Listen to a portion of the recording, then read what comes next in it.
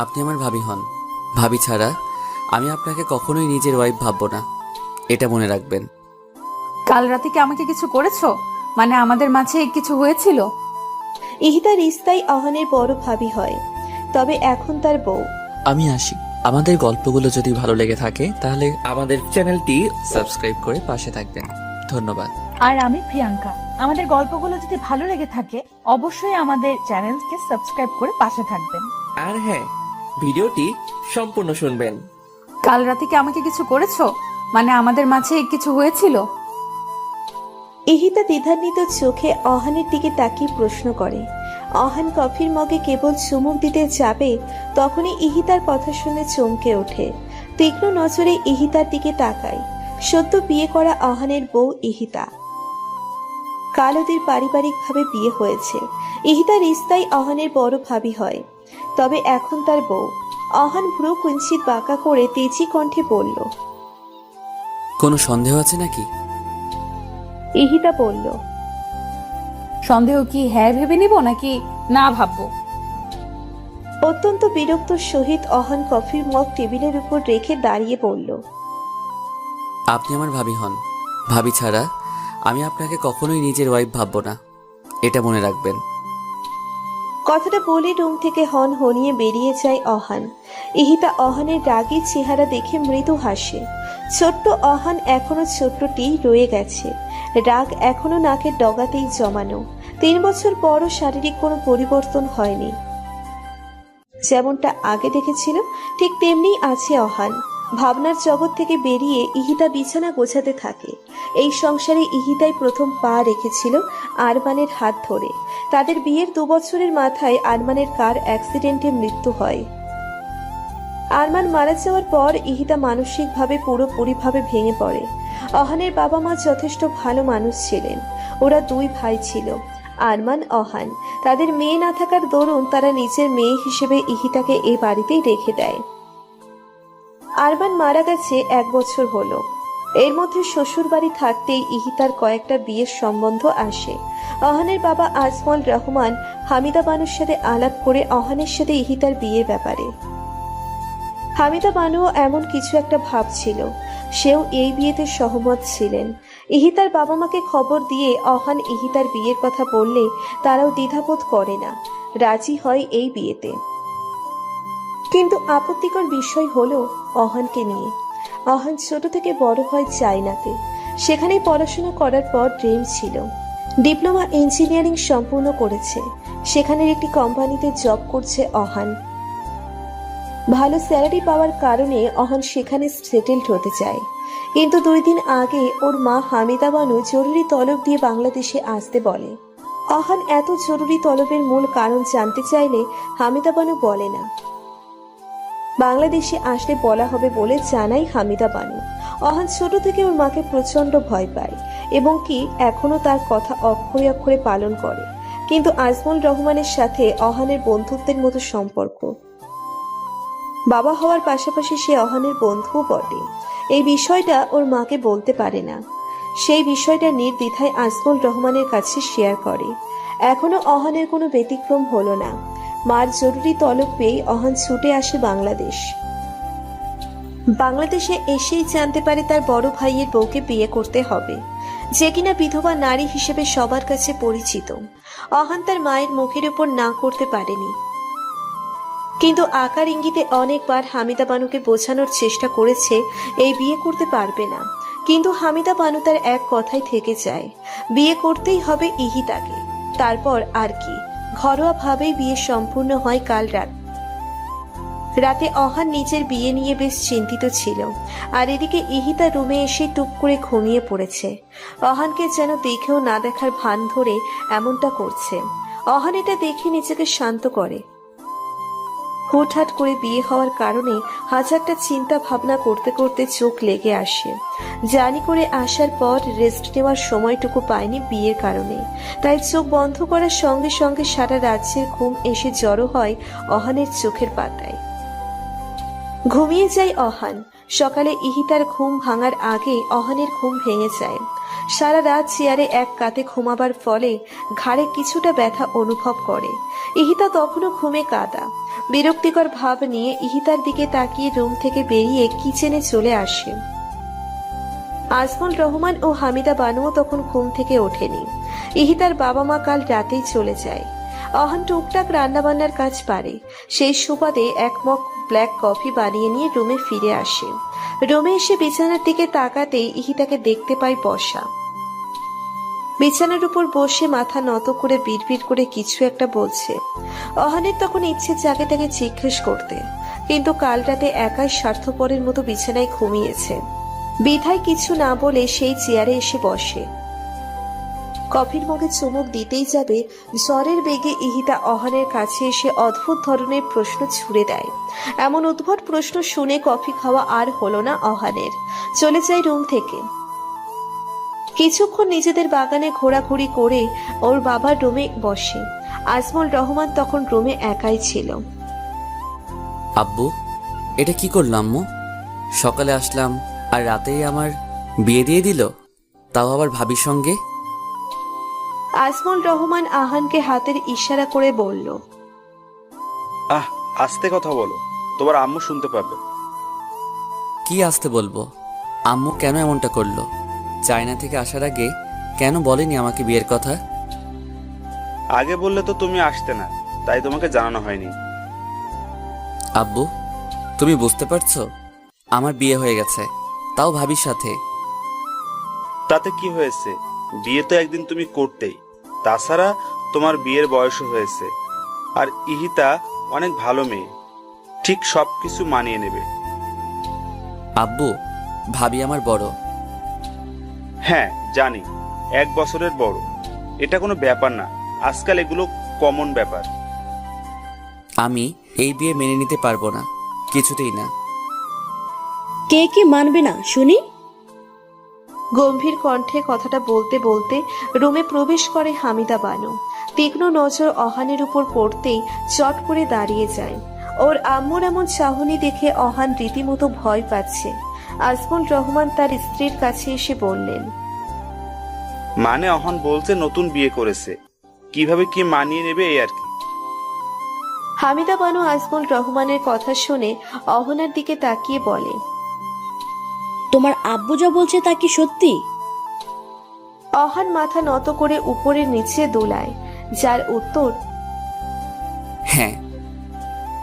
সেটা নিয়ে তোমাকে এত ভাবতে হবে না, ড্রয়িং রুমে এসো, নাস্তা রেডি। বলেই রুম ত্যাগ করলেন হামিদা বানু। অসহায় চোখে নিচের দিকে তাকিয়ে আছে অহান।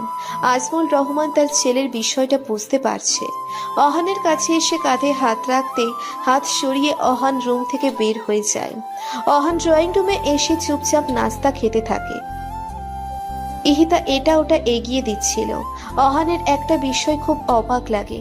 অহান 1 বছর পর বাংলাদেশে এসেছে। হামিদা বানু তার নিজের ছেলেকে যত্ন আত্তি না করে ইহিতাকে করছে দেখে মনে হচ্ছে ইহিতা এ বাড়িতে আজ প্রথম এসেছে। ডিম ভাজা পরোটা অহনার সামনে দিয়ে ইহিতার প্লেটে উঠিয়ে দিচ্ছে। এসব দেখে অহান ইহিতার দিকে ক্ষোভ নিয়ে আর চোখে তাকায়। কোনো রকম খাবার খেয়ে রুমে চলে আসে। রাগে একা বিড়বিড় করে বলতে থাকে, এটাই দেখার ছিল, নিজের ছেলের চেয়ে ছেলের বউয়ের প্রতি এত মোহাব্বত। এটা কোনো কথা? ইহিতা চা হাতে রুমে প্রবেশ করে। অহানকে টেবিলে পা উঠিয়ে বসে থাকতে দেখে সামনে এসে বলে, অহান, পা নামাও। অহান কপাল থেকে হাত সরিয়ে কপাল কুঁচকে তাকায় ইহিতার দিকে। ইহিতা ঝাড়ি দিয়ে বলে, আমার দিকে তাকাতে নয়, চেয়ারের উপর থেকে পা সরাতে বলেছি। ঝাড়ি শুনে অহান চট করে মাথা নামিয়ে ফেলে। ইহিতা টেবিলের উপর চায়ের কাপ রেখে বলে, ঠান্ডা হওয়ার আগে চাটা খেয়ে নাও।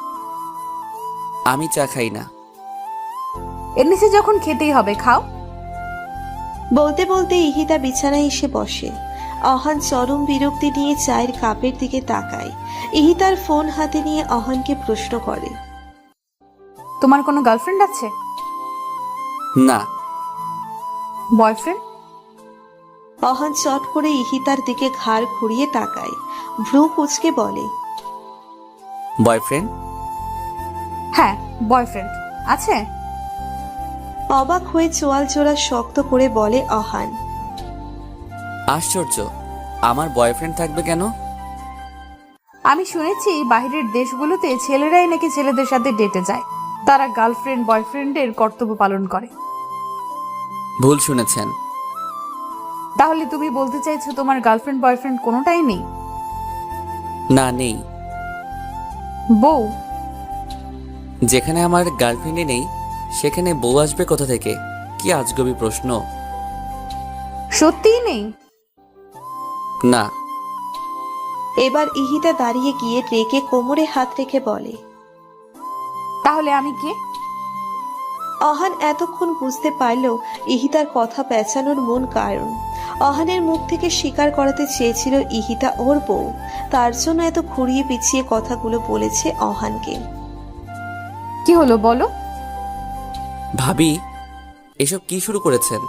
কাল রাতে আপনাকে বিয়ে করার কথা বললাম আম্মু, শুনে মাথায় বাস পড়লেও নিজেকে সামলে বিয়েটা করে নিলাম। জানি আপনি এখন আমার বউ, কিন্তু এটা কিভাবে সম্ভব? যাকে ভাবি বলে ডেকেছি সে এখন আমার রিস্তায় বউ হয়ে গেল। এটা কি মানা যায়? আগে তোমার ভাবি ছিলাম, এখন তোমার বউ, এতে সমস্যা তো দেখছি না আমি। বোঝার চেষ্টা করেন আমি কিভাবে আপনাকে মেনে নিব। আপনি আমার বড়। অনলি 1 বছর, তাতে সমস্যা নেই। আমি যদি মেনে নিতে পারি তোমারও মেনে নিতে হবে। এতক্ষণ অহান কাকে কি বলল? সে তো মানতেই চাইছে না কিছু, সব কিছু মেনে নিয়েছে। আগে পরে কিছু বলে লাভ হবে না বলে মনে হচ্ছে না অহানের। এক হাত কোমরে রেখে আর এক হাতের আঙ্গুল কপালে বোলাতে থাকে। রাগ, বিরক্ত, লজ্জা তিনটেই অহানের মধ্যে বিদ্যমান। ইহিতা হাত বগল দাবা করে অহানের দিকে তাকিয়ে ওর ভাব মূর্তি বোঝার চেষ্টা করছে। অহান আর কিছু না বলেই রুম থেকে বেরিয়ে যায়, বাসার বাহিরে চলে আসে। একা একা কোলাহলবিহীন গলির পথ দিয়ে হাঁটছে, বিয়ের ব্যাপারে ভাবছে। সামনে কি হবে, কি নাম দিবে এই সম্পর্কের অহান জানে না। একটি নিরিবিলি লেকের পাড়ে এসে বসে, সারা দুপুর সেখানে বসেই কাটিয়ে দেয়। বাসার কথা মনে পড়লেই নিজেকে খুব অসহায় মনে হয়। দুপুর পার হয়ে যায়। ইতিমধ্যে ইহিতা ও হামিদা বানু কয়েকবার আহানকে কল দিয়েছে। আহান ফোন পিক করে না, সাইলেন্ট করে রেখে দেয়। রাতে ঠিকমতো ঘুম না হওয়ার কারণে বেঞ্চেই ঘুমিয়ে যায় অহান। সুমিষ্ট স্বরে আজানের ধ্বনি কানে আসছে অহানের। তড়িঘড়ি করে উঠে বসে, চোখ কচলিয়ে চারিদিক তাকিয়ে থেকে অন্ধকার বুঝতে পারছে না এখন সন্ধ্যা নাকি রাত। পকেট থেকে ফোন বের করে পাওয়ার বাটনে চাপ দিতে স্ক্রিনে ঘড়ির টাইম ভেসে ওঠে, সঙ্গে 100-এরও বেশি মিসড কল, তাও আবার ওর আম্মুর। অহান ফোন পকেটে পুরো সর্বশক্তি দিয়ে দৌড় দেয় বাসার দিকে।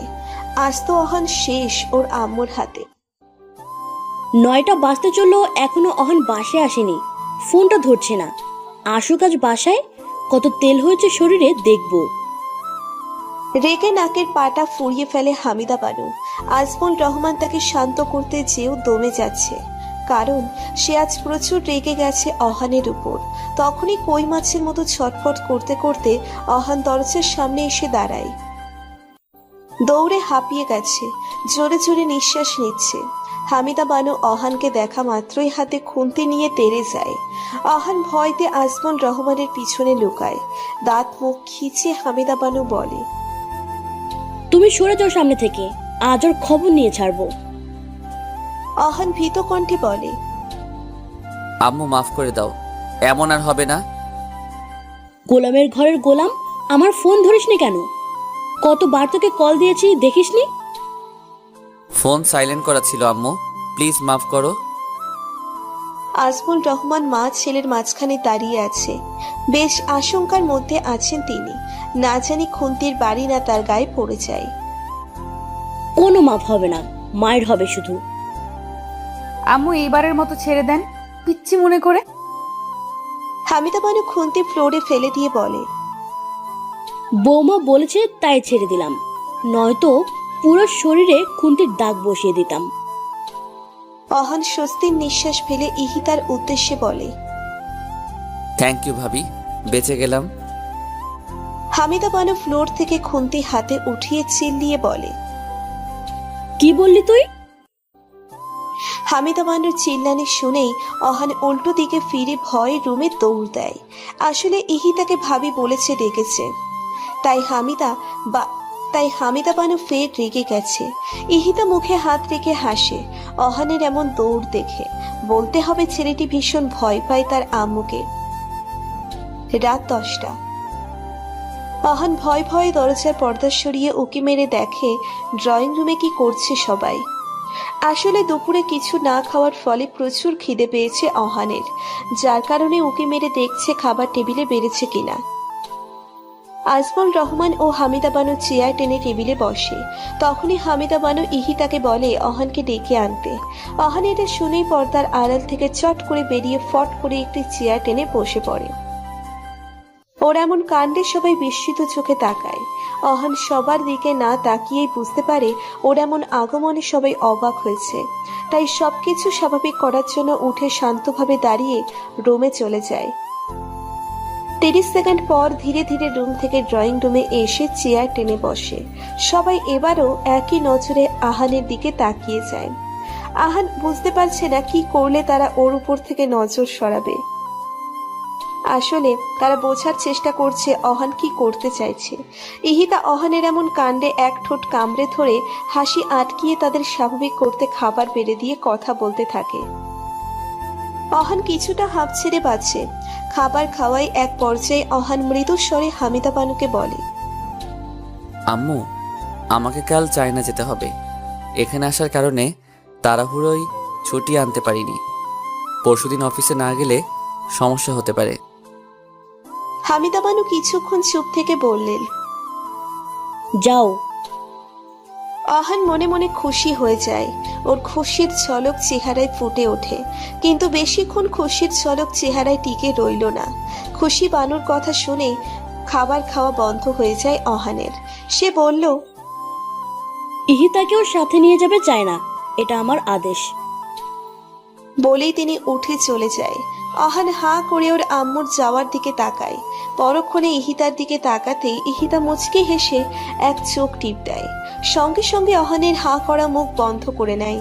আজমল রহমান এটা দেখে মুচকি মুচকি হাসতে থাকে। আমাদের অহান পুরো আহম্মক হয়ে গেছে। ভাবলো কি আর হলো কি, জীবনটা ফুটবল হয়ে গেল।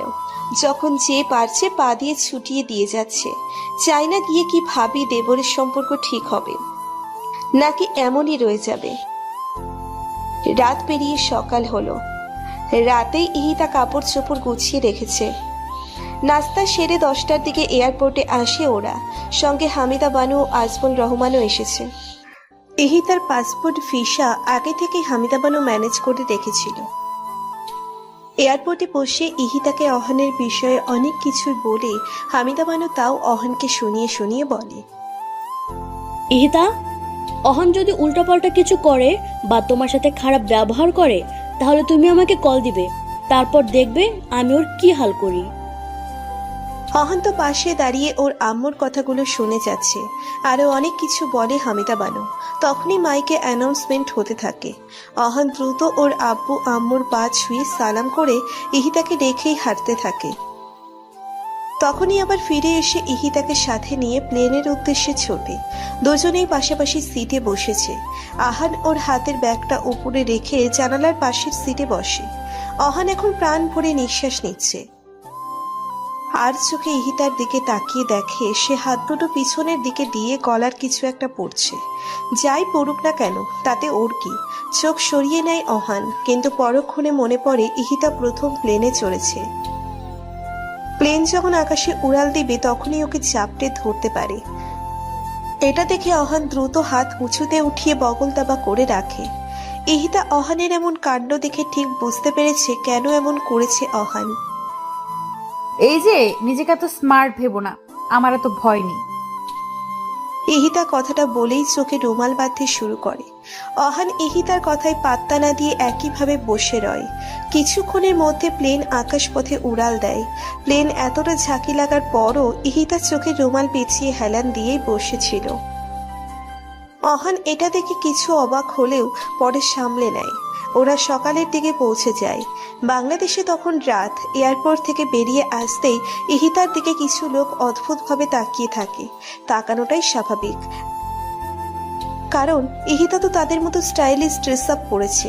তারা দেখেই বুঝতে পারে এরা বাংলাদেশি নয়তো ইন্ডিয়ান। অহান একটা ট্যাক্সি ডেকে উঠে বসে। গাড়িতে বসে ইহিতা অহানকে বলে, তুমি যেখানে থাকো সেই ফ্ল্যাটটি কি তোমার কোম্পানি থেকে দিয়েছে? কোম্পানির এমডি তো আমার শ্বশুর, যে দিয়ে দিবে ফ্ল্যাট। বাঁকা করে বলার কি আছে, সোজাভাবে বললেই তো হয় ভাড়া থাকে। কেন, আপনি জানেন না? না। ওয়াও, আমার ঘাড়ে ঝুলে পড়েছেন অথচ আমার বিষয়ে কিছুই জানেন না। ফালতু কথা বলবে না অহান। আর তোমার মতো অসভ্য ছেলের বিষয়ে জানার আমার কোনো ইচ্ছে নেই। অহান রেগে সোজা হয়ে বসে, আঙ্গুল তুলে বলে, আমি অসভ্য? আপনি অসভ্য। কাল সকালে উঠেই আমাকে কি বলেছেন? রাতে কিছু হয়েছিল? হ্যাঁ বলেছি তো। তো মানে?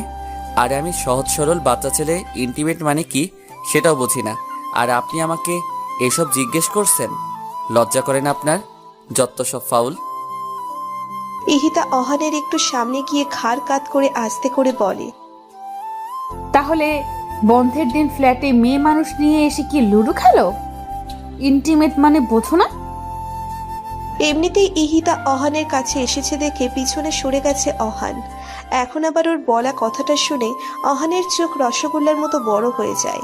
ইহিতা পিছিয়ে এসে বলে, এত বড় করে তাকালে চোখের মনি খুলে আমার হাতে এসে পড়।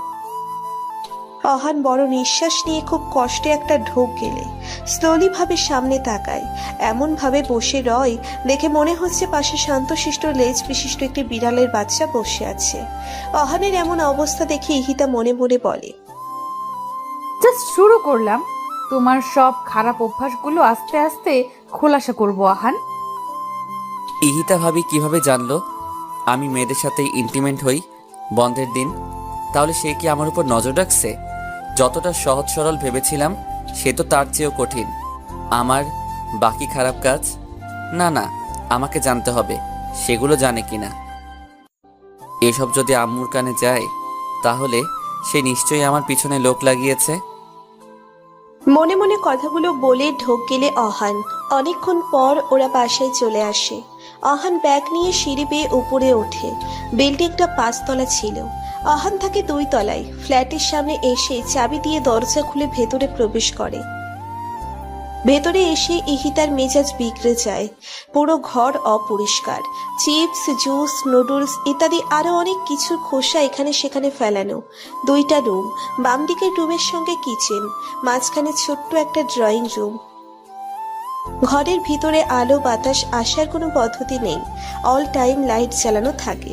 তবে ঘর বেশ ঠান্ডা।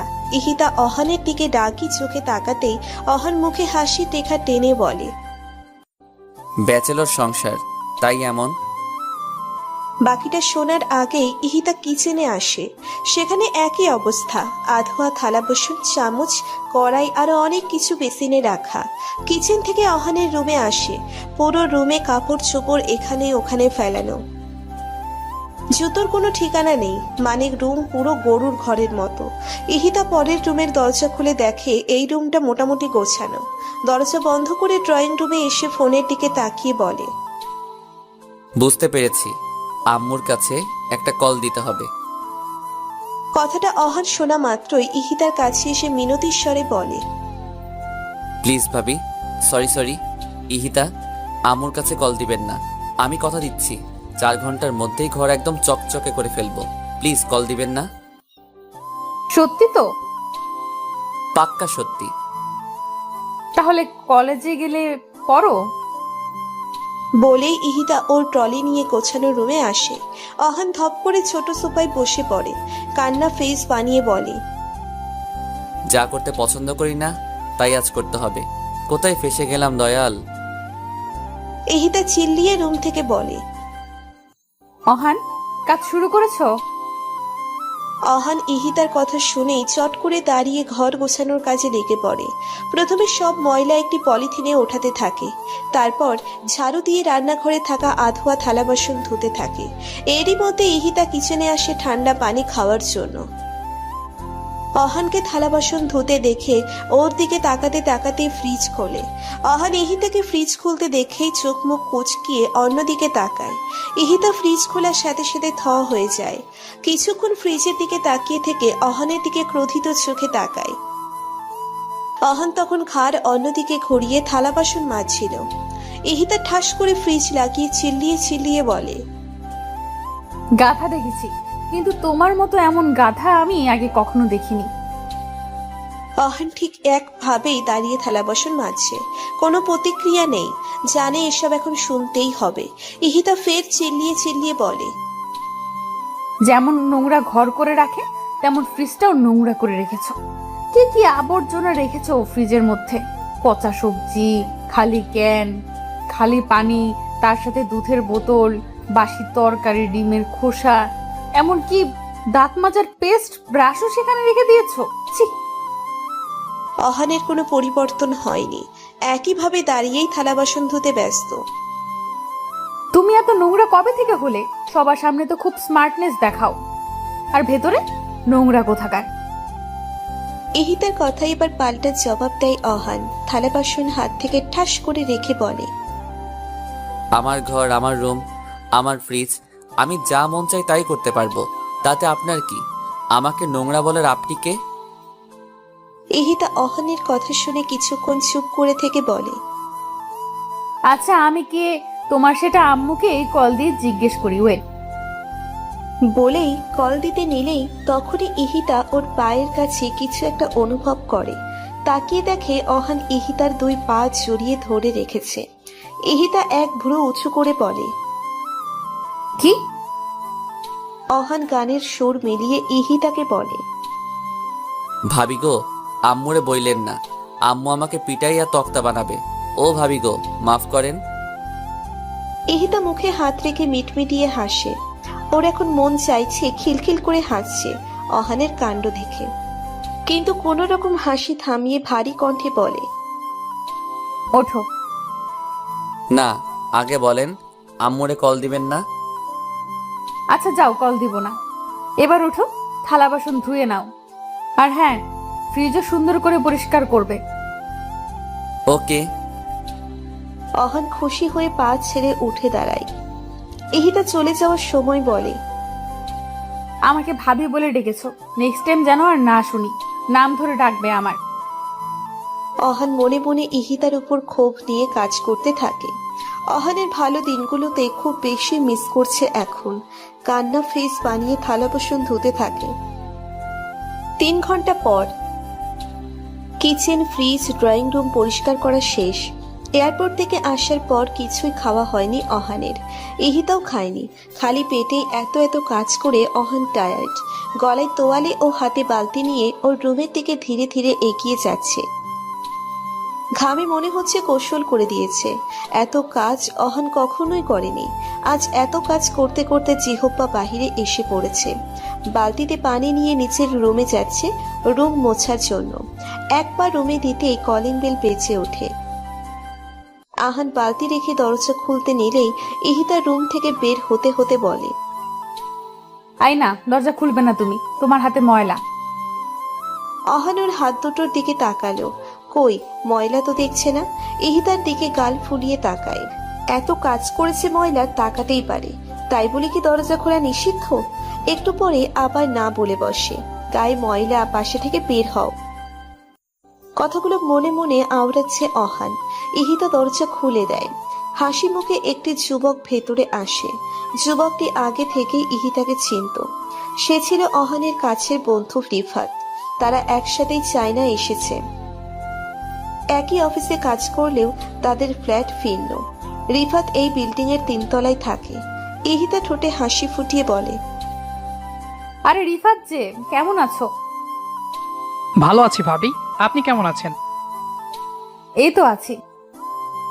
তা আপনি? কথাটা বলে শেষ করার আগেই অহানের দিকে চোখ পড়ে। রিফাত জিজ্ঞেস করে, ভাবি, এই ছেলেটাকে চেহারায় ময়লা মাখানো, আপনাদের বাসায় নতুন কাজের লোক নাকি? আর আহান কোথায়? ওকে দেখছি না যে। ইহিতা প্রথম হেসে দিয়েও আবার মুখে হাত রেখে হাসি থামায়। বলে, অহান এখানে সেখানেই আছে। ভেতরে এসো, বসো। না ভাবি, আমি এখন বসবো না। দেখে মনে হচ্ছে ঘর পরিষ্কার করা হচ্ছে। ভালো করে পরিষ্কার করান। অহন শালায় জন্মের নোংরা, ঘর অপরিষ্কারই রেখে দেয়। আমি যাই, পরে আসবো না আবার। বলেই রিফাত দ্রুত বাসা থেকে বের হয়ে যায়। আসলে রিফাত জানতো এটাই অহান, তাই একটু মজা নিয়ে গেল অহানের সাথে। ইহিতা মিটমিটিয়ে হেসে দরজা বন্ধ করে দেয়। অহান রিফাতের কথায় ডাকে ফুসফুস করছে। কাজ করতে করতে চেহারায় হাল খারাপ হয়ে গেছে অহানের। তাহলে বুঝুন কত কাজ করেছে আজ অহান। ইহিতা ভারী কণ্ঠে বলে, এইভাবে দাঁড়িয়ে না থেকে তাড়াতাড়ি ঘর মুছে গোসল করে এসো। চেহারার যেই হাল করেছো তাতে রিফাতের কথাই সত্যি ছিল। কথাটা বলে ইহিতা এক মুহূর্ত না দাঁড়িয়ে চলে আসে রুমে। অহান বেচারা বালতি নিয়ে এক বুক কষ্ট নিয়ে রুমে চলে আসে। কান্না ফেস বানিয়ে রুম জোরে জোরে মুছতে থাকে। সময় কেটে যায়, 1টা বেজে গেছে। ইহিতা গোসলে অনেক আগেই করে নিয়েছে। এদিকে অহান গোসল করে তোয়ালে পেঁচানো অবস্থায় শুয়ে পড়ে বিছানায়। আজ অনেক কাজ করেছে সে। মনে পড়লেই অহানের ডাকে কাঁদতে ইচ্ছে করছে। ইহিতা উঠতেই কলিং বেল বেজে ওঠে। রুম থেকে বেরিয়ে দরজা খুলে দেখে খাবার ডেলিভারির লোক এসেছে। ইহিতা খাবার অর্ডার করেছিল। টাকা দিয়ে খাবারগুলো নিয়ে সার্ভ করে ছোট্ট টেবিলে রাখে। চিল্লিয়ে অহানকে ডাকে খাবার খেতে। ইহিতা টিভি অন করে খাবার খাচ্ছে। অহানের শরীর কাজ করতে করতে অনেকটা দুর্বল হয়ে গেছে, যার দরুন হেলে দুলে হেঁটে ড্রয়িং রুমে আসে। খাবারের প্লেট হাতে নিয়ে দ্রুত খেতে শুরু করে। ইহিতা অহানের দিকে তাকিয়ে ভালো করে পর্যবেক্ষণ করে নেয়। অহানের পরনে 3/4 প্যান্ট, সেটার হাঁটুর দিক থেকে কিছু অংশ ছেঁড়া, হাত কাটা গেঞ্জি। অহানকে পর্যবেক্ষণ করার পর খাওয়াই মন দেয়। অহান খিদের চোটে ইহিতার আগে খাওয়া শেষ করে। হাত ধুয়ে উঠে চলে যেতে নিলে ইহিতার ডাকে থেমে যায়। পিছনে ফিরে বলে, কি? এটা পড়ো। একটা কাগজের খাম অহানের দিকে এগিয়ে দেয় ইহিতা। এটা কি? রুলস। কিসের? কার? তোমার জন্য, পড়ো। আমার রুলস মানে? এখন এখানে থাকতে হলে কি আমাকে রুলস মেনে চলতে হবে? ইহিতা পানির মগ টেবিলের উপর রেখে বলে, অবশ্যই। পারবো না। আমি পারবো। কি? আম্মুকে কল দিন। অহান কথাটা শুনেই রাগে চোয়াল জোড়া শক্ত করে ফেলে। অনিচ্ছা সত্ত্বেও কাগজের খাম হাতে নিয়ে খুলে পড়তে থাকে। রুলসের 1 নাম্বারটি ছিল প্রতিদিন সকালে যথারীতি সময় উঠে নাস্তা তৈরি করতে হবে, তারপর অফিসে যাবে। দুপুর ও রাতের রাস্তা ইহিতাই করবে। অফিস থেকে এসে ঘরের সব কাজও করতে হবে অহানের। প্রথমটা পড়েই ইহিতার দিকে তাকায়। ইহিতা অহানের দিকে তাকিয়ে বলে, নেক্সট। দ্বিতীয় রুলস ছিল কোনো মেয়েদের সাথে কথা বলা তো দূর, নজরেও তাকানো যাবে না। সব মেয়েদের আপু বলে রাখতে হবে। তৃতীয় রুলস ছিল কোনো ধরনের নেশা জাতীয় দ্রব্য পান করা যাবে না, সেটা সিগারেটই হোক না কেন। আর 10টার আগে বাসায় আসতে হবে। মাঝে মাঝে অফিসে কাজ থাকে, তখন লেট করে বাসায় আসতে হয় আমার। সেই ব্যাপার ভিন্ন। চতুর্থ নাম্বার রুলস ছিল ইহিতার সব কথা পাই টু পাই শুনতে হবে, আর না হলে জাস্ট একটা কল যাবে বাংলাদেশে। রাগে অহান চোখ বন্ধ করে নেয়। রাগে নিঃশ্বাস ফেলে টেবিলের উপর 2 হাত রেখে ইহিতার দিকে ঝুঁকে চেহারার সামনে গিয়ে বলে, যদি আমি আপনাকে এখানে মেরে গুম করে দেই বা আপনার ফোন ছিনিয়ে নেই, তারপর তো আম্মুর সাথে যোগাযোগ করতে পারবেন না, তখন? ইহিতা সেখানে থাকা ছোট্ট চামচ দিয়ে অহানের মাথায় ঠাস করে বাড়ি মেরে দেয়। অহান চামচের বাড়ি খেয়ে ইহিতার কাছ থেকে সরে এসে মাথায় হাত বুলাতে থাকে। ইহিতা টেবিলের নিচ থেকে ফোন বের করে টেবিলের উপর রেখে লাউড স্পিকারে দেয়। তখনই ফোনের অপর পাশ থেকে হামিদা বানুর ঝাঁঝালো কণ্ঠের স্বর শোনা যায়, নবাবজাদার ঘরে হারামজাদা, তোর এত বড় সাহস, তুই আমার মাইয়ারে মাইরা গুম করে ফেলবি বলছিস, আবার ফোন ছিনিয়ে নিবি? তোরে আমি ব্লেন্ডারে ভরে জুস বানিয়ে খাবো। নিজের মায়ের এমন সাজালো কণ্ঠের স্বর শুনে অহান বড় চেয়ে ঠোক গেলে আমতা আমতা করে বলে, আম্মু, আমি তো ইহিতার সাথে মজা করছিলাম। তুমি এটা সিরিয়াসলি নিচ্ছ কেন?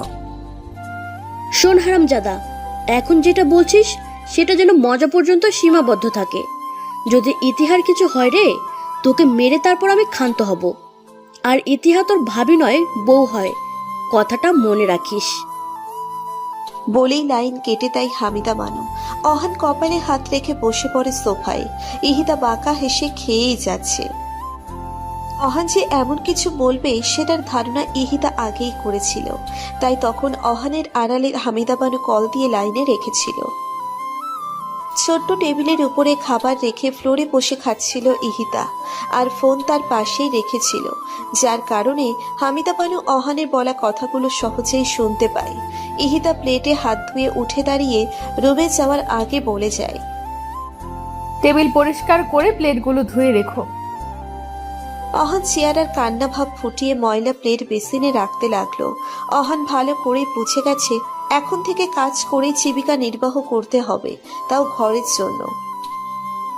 রাতে অহান ইহিতা যে রুমে ঘুমিয়ে আছে, সারাদিন খাটাখাটনি করার ফলে অহান ঠিক ঘুমিয়ে আছে, কিন্তু ইহিতা এখনো জেগে আছে। জানালার গ্রিল ধরে দাঁড়িয়ে আছে। জানালার গ্রিল ভেদ করে চাঁদের আলো ইহিতার গায়ে এসে পড়েছে। এক হাত দিয়ে জানালার গ্রিলের ফাঁকায় হাত দিয়ে এক দৃষ্টিতে চাঁদের দিকে তাকিয়ে আছে। চোখ মুখ ক্লান্তিহীন, কোথায় একটা উদাসীন বিষাদের ছায়া। সুন্দর চোখ জোড়াতে অদ্ভুত শূন্য দৃষ্টি। অন্য হাতে ছোট্ট একটি ছবির ফ্রেম। সেই ফ্রেমের উপর চাঁদের আবছা আলোয় অস্পষ্ট বোঝা যাচ্ছে কোনো যুবকের ছবি। ইহিতা সন্তর্পণে দীর্ঘশ্বাস ছাড়ে। জানালা লাগিয়ে বিছানায় এসে বসে। বালিশের নিচে ছবির ফ্রেমটি রেখে শুয়ে পড়ে। সকালে ছবির অ্যালার্মের শব্দে ঘুম ভাঙে অহানের। আড়ামোড়া ভেঙে বিছানা ছেড়ে উঠে মেইন দরজা খুলে দুধের বোতল ও নিউজ পেপার নিয়ে ভেতরে আসে। শুরু করে দেয় ব্রেকফাস্ট বানানোর কাজ। 1 ঘন্টা পর সব খাবার টেবিলে সাজিয়ে ফ্রেশ হতে চলে যায়। ততক্ষণে ইহিতা ঘুম থেকে উঠে গেছে। বাহিরে এসে খাবার রেডি দেখে ফোনে একটা ছবি তুলে হামিদা বানুর কাছে পাঠায়। অহান পুরো অফিসের জন্য রেডি হয়ে বের হয়।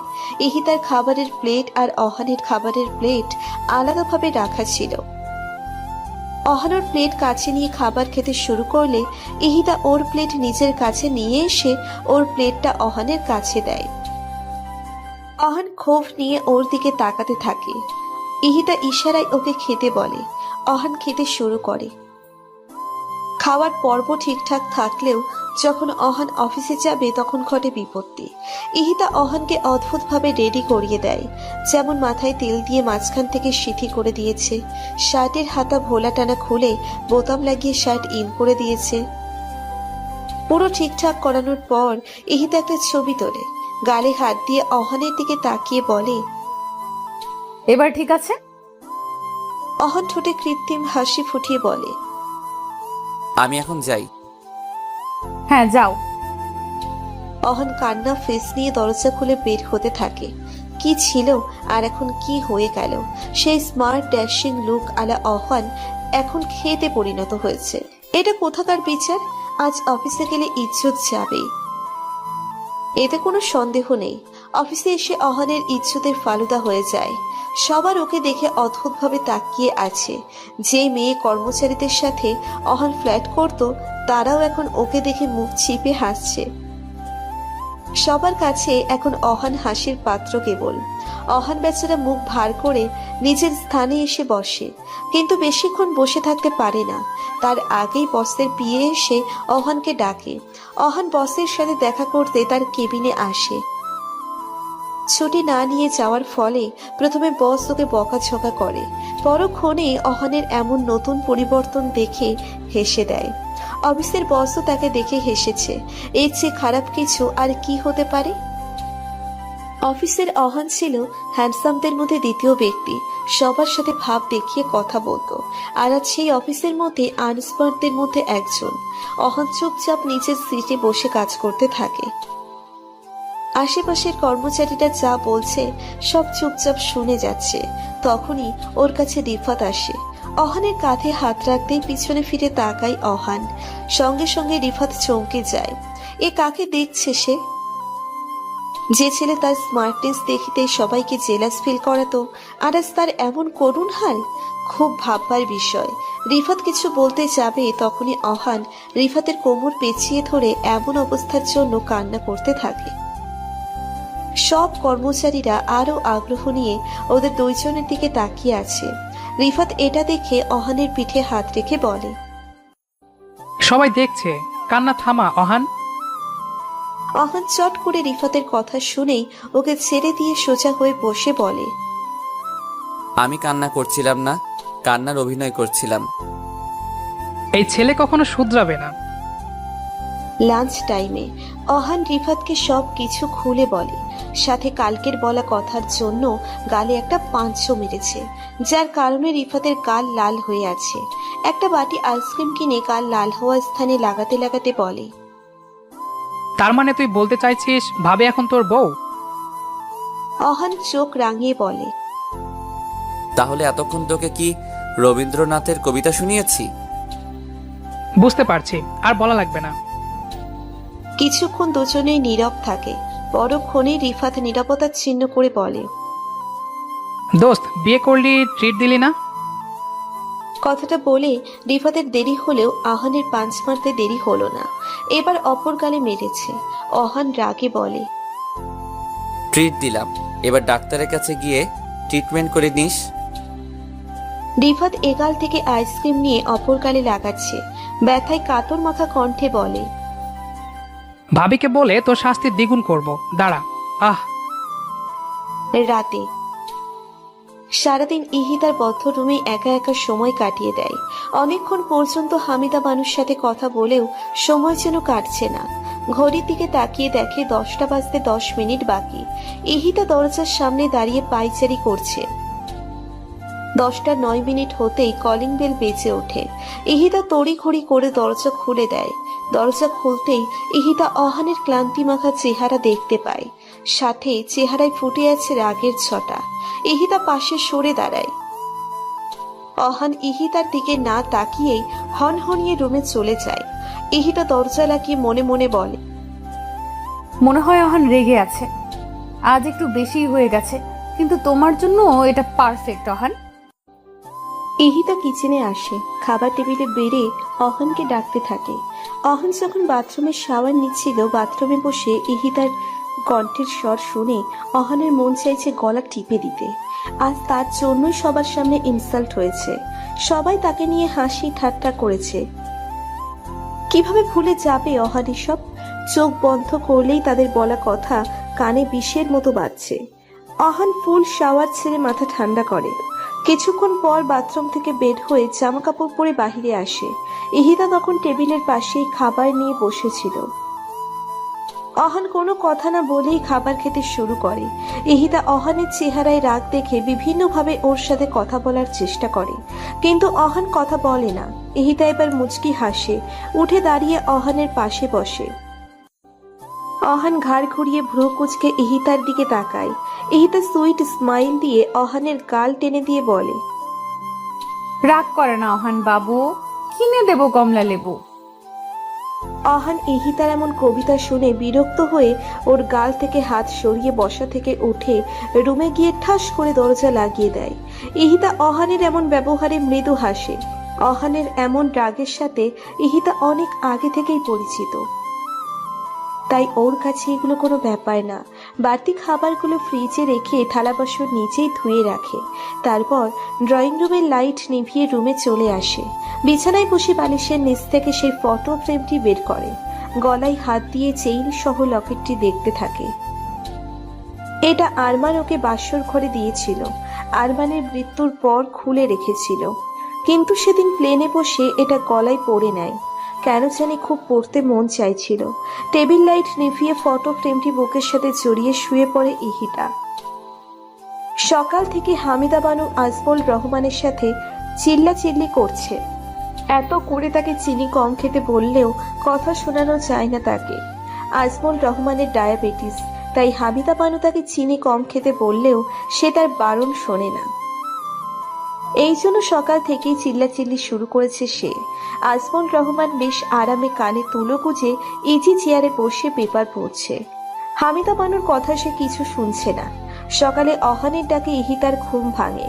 বিছানা থেকে উঠতেই মাথাটা চক্কর দেয়। কিছুক্ষণ বসে থেকে তারপর ফ্রেশ হয়ে বাহিরে আসে। আজ বেশ লেট হয়ে গেছে অহানের, তাই ইহিতাকে রেখেই নাস্তা খাচ্ছে অহান। ইহিতা নাস্তা খেতে বসার আগে অহান পানি খেয়ে দরজা খুলে বের হতে নেয়, কিন্তু পেছন থেকে ইহিতার ডাকে থেমে যায়। অহান প্রচুর বিরক্ত হচ্ছে।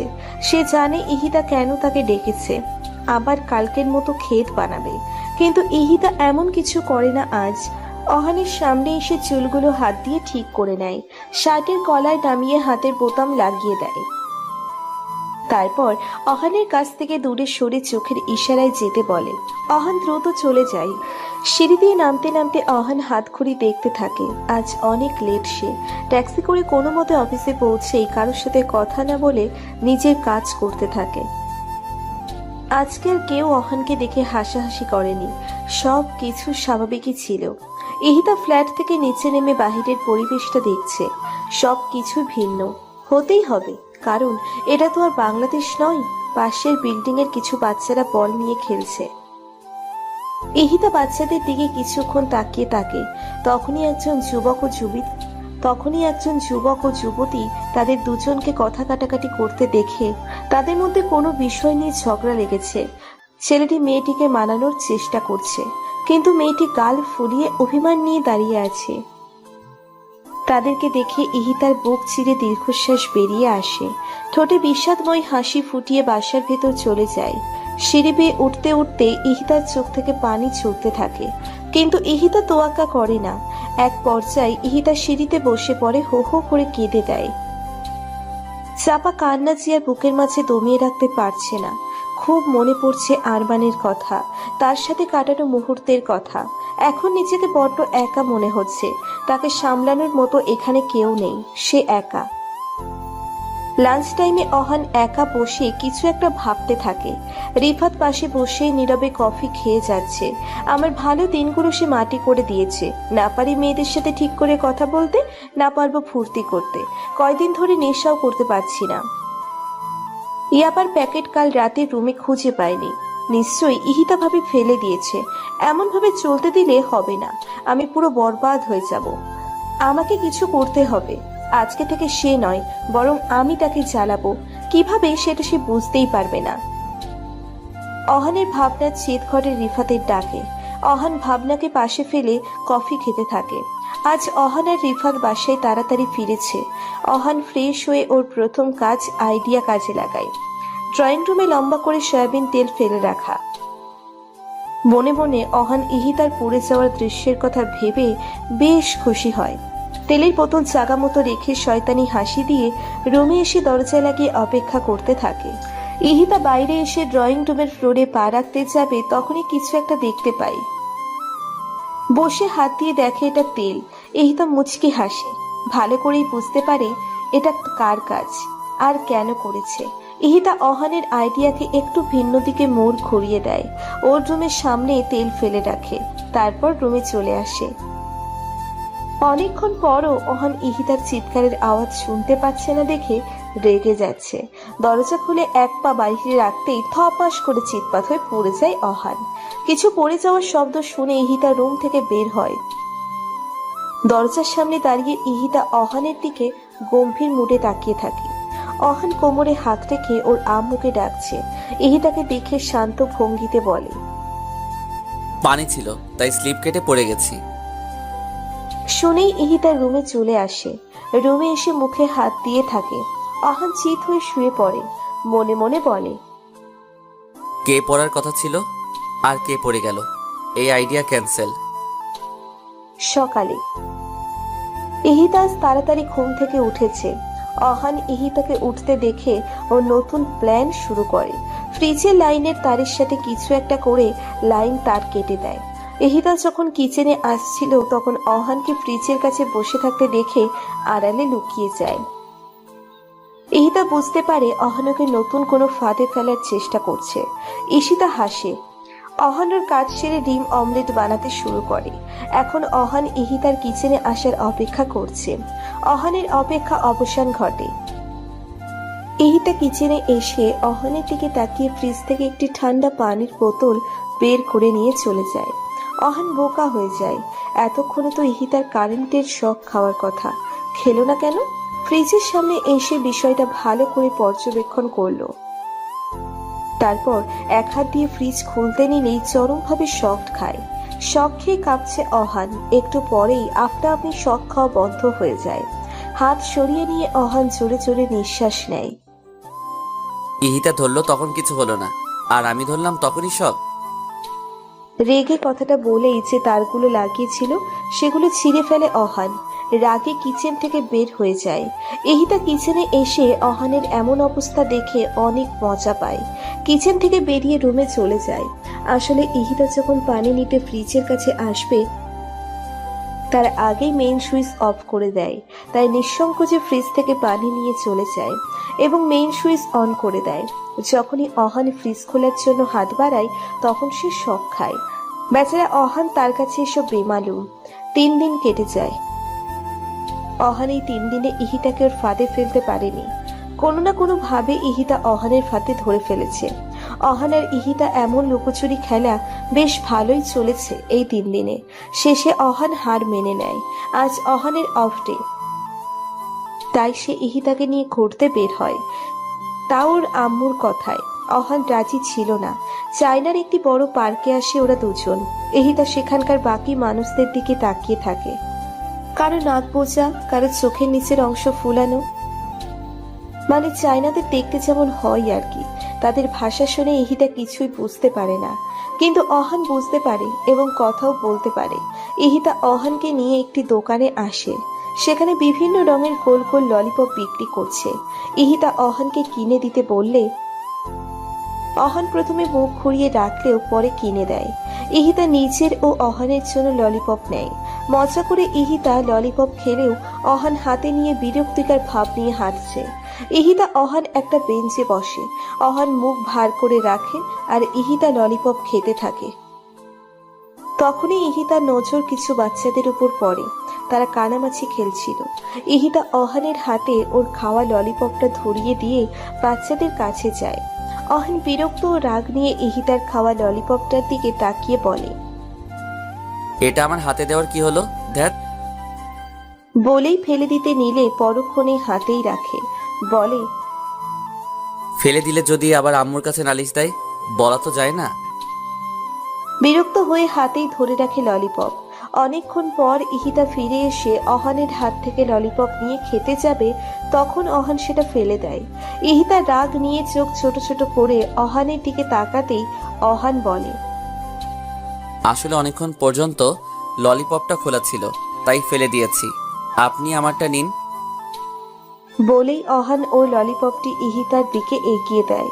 ইহিতা অহানের কথা শুনে ঘাড় হালকা কাত করে বলে, বাবা, যে কিনা এই 3 দিন ধরে আমার ক্ষতি করার জন্য উঠে পড়ে লেগেছে, আজ সে আমাকে তার নিজের ললিপপ দিচ্ছে। অহান চট করে ঘাড় গড়িয়ে দেয়। মনে মনে বলে, শিট, ইহিতা এটা জানলো কিভাবে? তারপর পরক্ষণে ঘাড় ঘুরিয়ে কথা পাল্টে বলে, না খেলে আমি খেয়ে নিচ্ছি। কথাটা শুনেই ইহিতা চট করে অহানের হাত থেকে ললিপপ নিয়ে অহানের গাল টেনে টেনে বলে, না না পিচ্ছি, অহান দিয়েছে আর আমি খাবো না, ধন্যবাদ অহান। বলেই উঠে চলে যায় ইহিতা। অহান গালে দুহাত রেখে ইহিতার যাওয়ার পানে তাকিয়ে বলে, আমার গাল এবার ঝুলেই যাবে। এই কয়দিনে যা টেনেছে, কথায় কথায় খালি গাল টানে, ফাজিল একটা। অনেকক্ষণ অহান ইহিতার সেখানে বসে সময় কাটায়। ইহিতার মনটা আজ বেশ ফুরফুরা হয়ে গেছে। অনেকদিন পর এতটা খুশি হয়েছে সে। সেখান থেকে যাওয়ার সময় রাস্তার পাশেই ইহিতা একজন ছোট্ট 4-5 বছরের মেয়ে ও অন্ধ একটি বৃদ্ধ লোককে দেখতে পায়। সামনে একটি থালা রেখে ভিক্ষা চাইছে তারা। ইহিতার খুব খারাপ লাগে। অহানকে টেনে তাদের সামনে নিয়ে এসে বলে, অহান, আমাকে কিছু টাকা দাও। এই ছোট লোকদের দিবেন? মুখটা বন্ধ রাখো আর টাকা দাও। অহান টাকা না দিয়ে তাদের সামনে রাখা থালায় লাথি মেরে দূরে ফেলে দেয়। রেগে জোরে জোরে বলে, এদের মতো ছোট লোকদের জন্য আমি টাকা উপার্জন করি না। আপনার দিতে মন চাইলে আপনি নিজে দিন। বলেই চলে যেতে নিলে ইহিতা দাঁত কিরবির করে অহানের শার্টের কলার ধরে টেনে ওর সামনে দাঁড় করায়। দাঁত মুখ খিচে বলে, ছোট লোক তারা নয়, ছোট লোক তুমি। তোমার মন, তুমি কি পশু? নিশ্চয়ই না।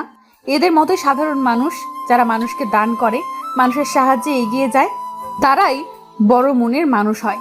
তোমার মতো জঘন্য লোকেরা কখনোই বড় মনের মানুষও বড় লোক হতে পারে না। ভুলে যেও না তুমি একজন মুসলিম ঘরের ছেলে। তোমার উপর জাকাত ফরজ হয়েছে অনেক আগে। মানুষকে ভালোবাসতে শেখো। সব সময় গরিবের থালে লাথি মেরে তাদের অপমান করে নিজেকে বড় মনে করো না।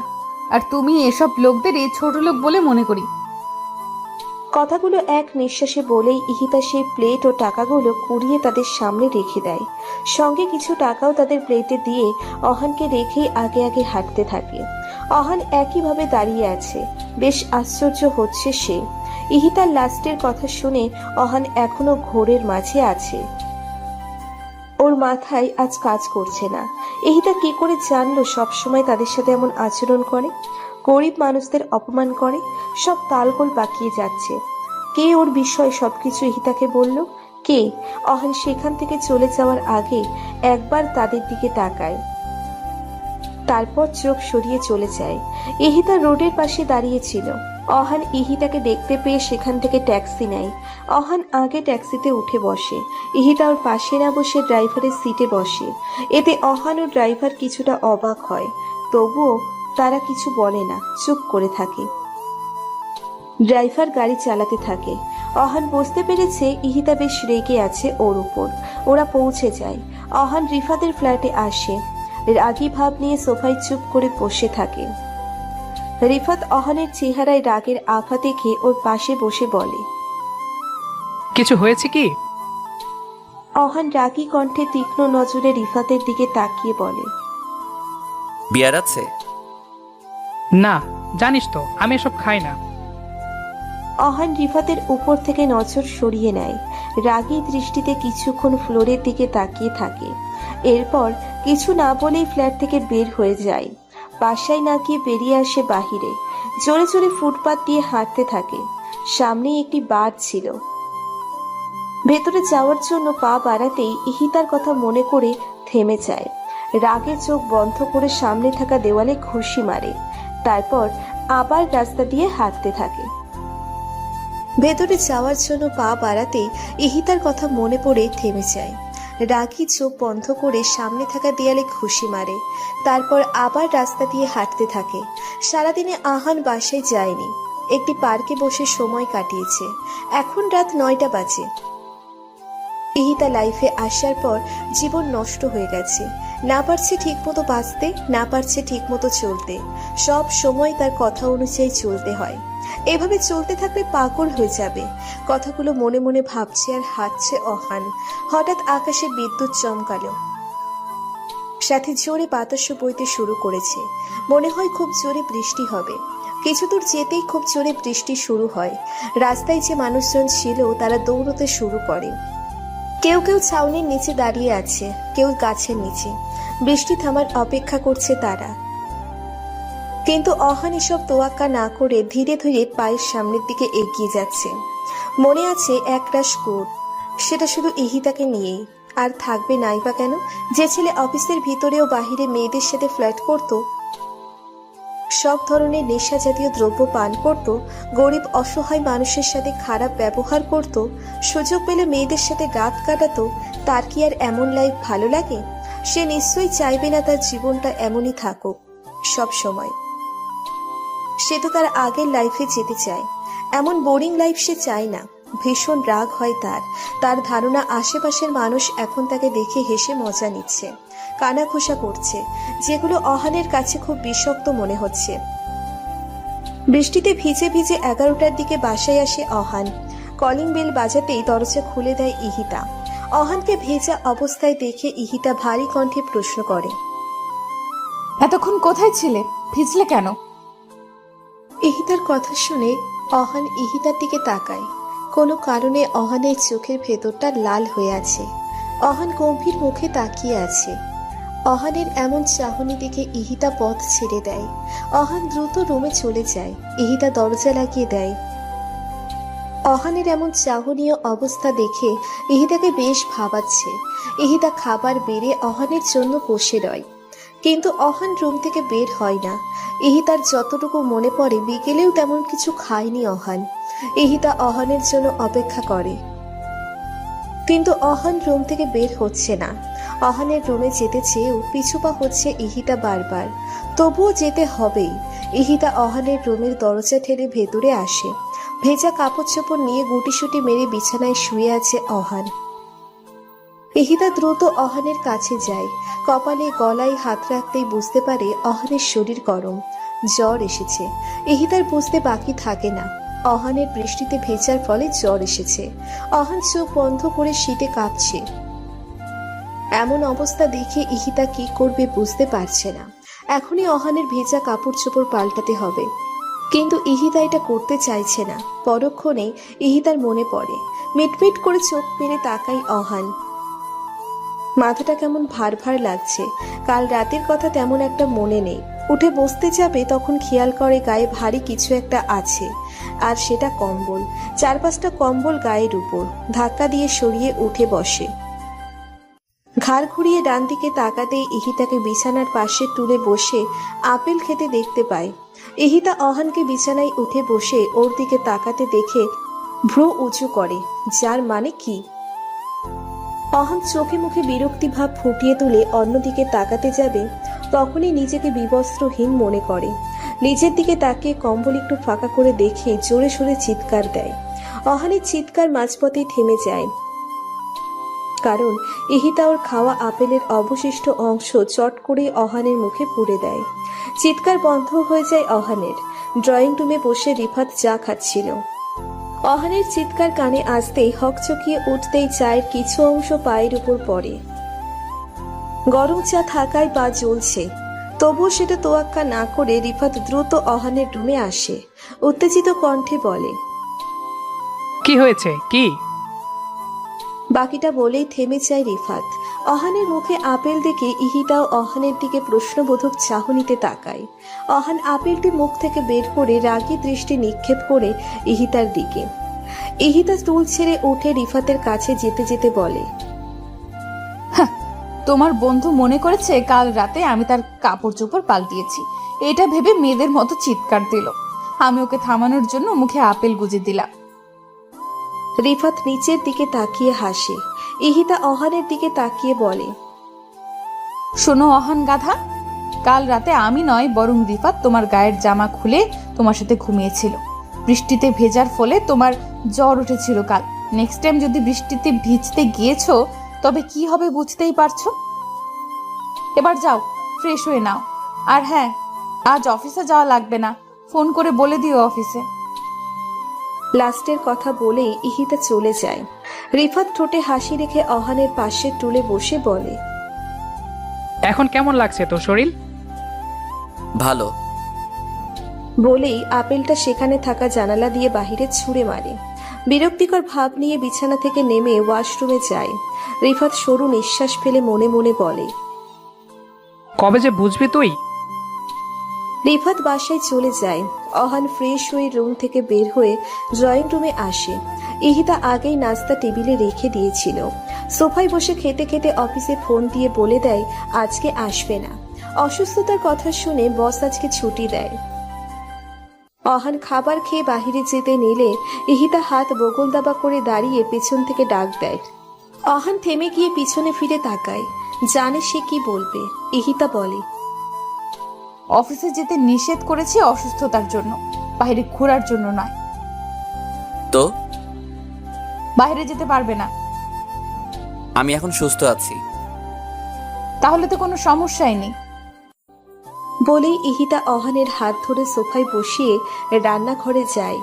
অহান বুঝতে পারছে না ইহিতা কি করতে যাচ্ছে।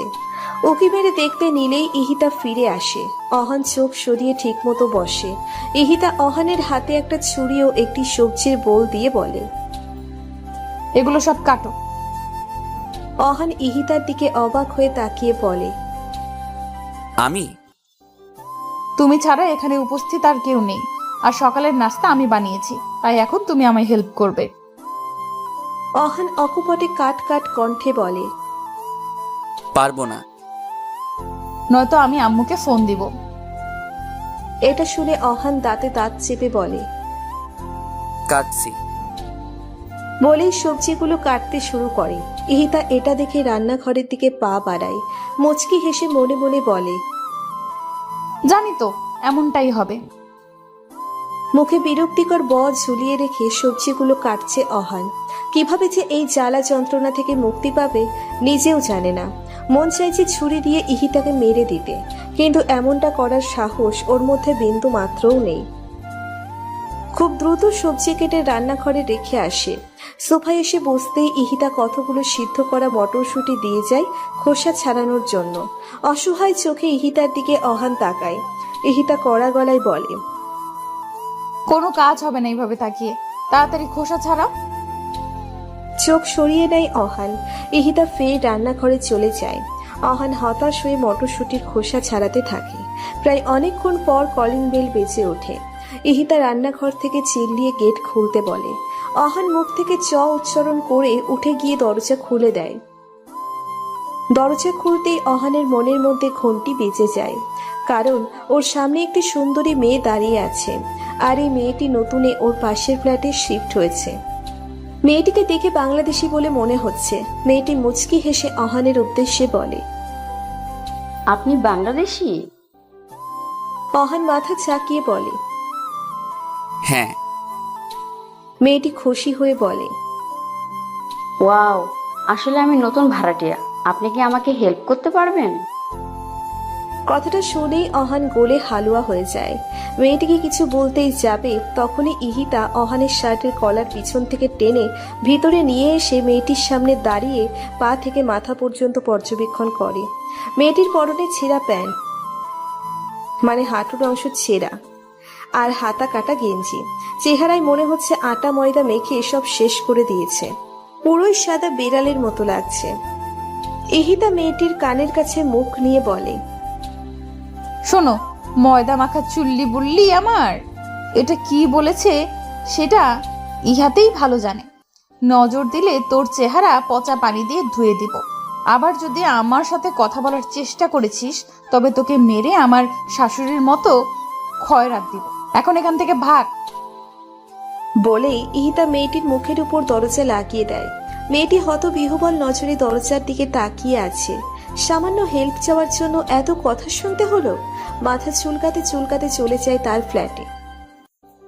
ইহিতা পিছনে ঘুরে অহানের দিকে তাকিয়ে চোখের ইশারায় হাত দিয়ে গলা কেটে ফেলার ভয় দেখিয়ে কিচেনে চলে আসে।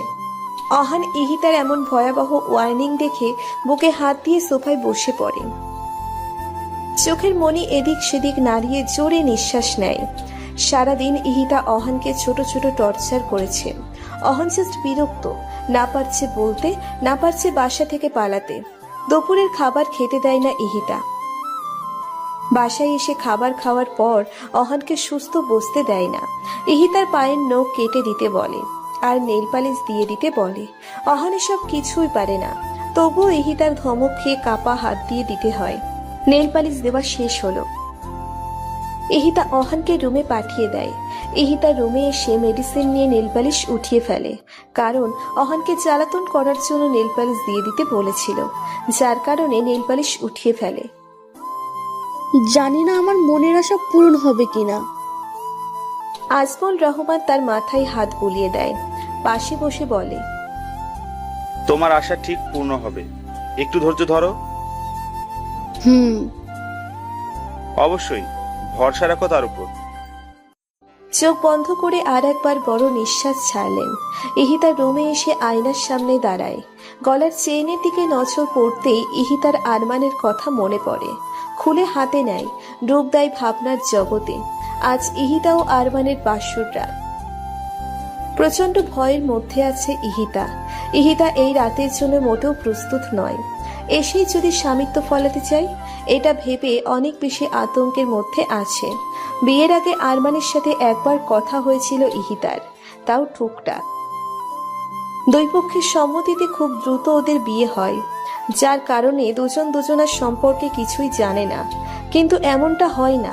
আরমান যথেষ্ট শান্তশিষ্ট, নম্র, ভদ্র ছিল। প্রথমে ইহিতার পাশে বসে, তারপর কথা বলে। আপনি কি ভালো আছেন? ইহিতা আরমানের কণ্ঠ এত সুন্দর শুনে অনেকটা স্বস্তি পায়, মনে মনে বেশ খুশিও হয়।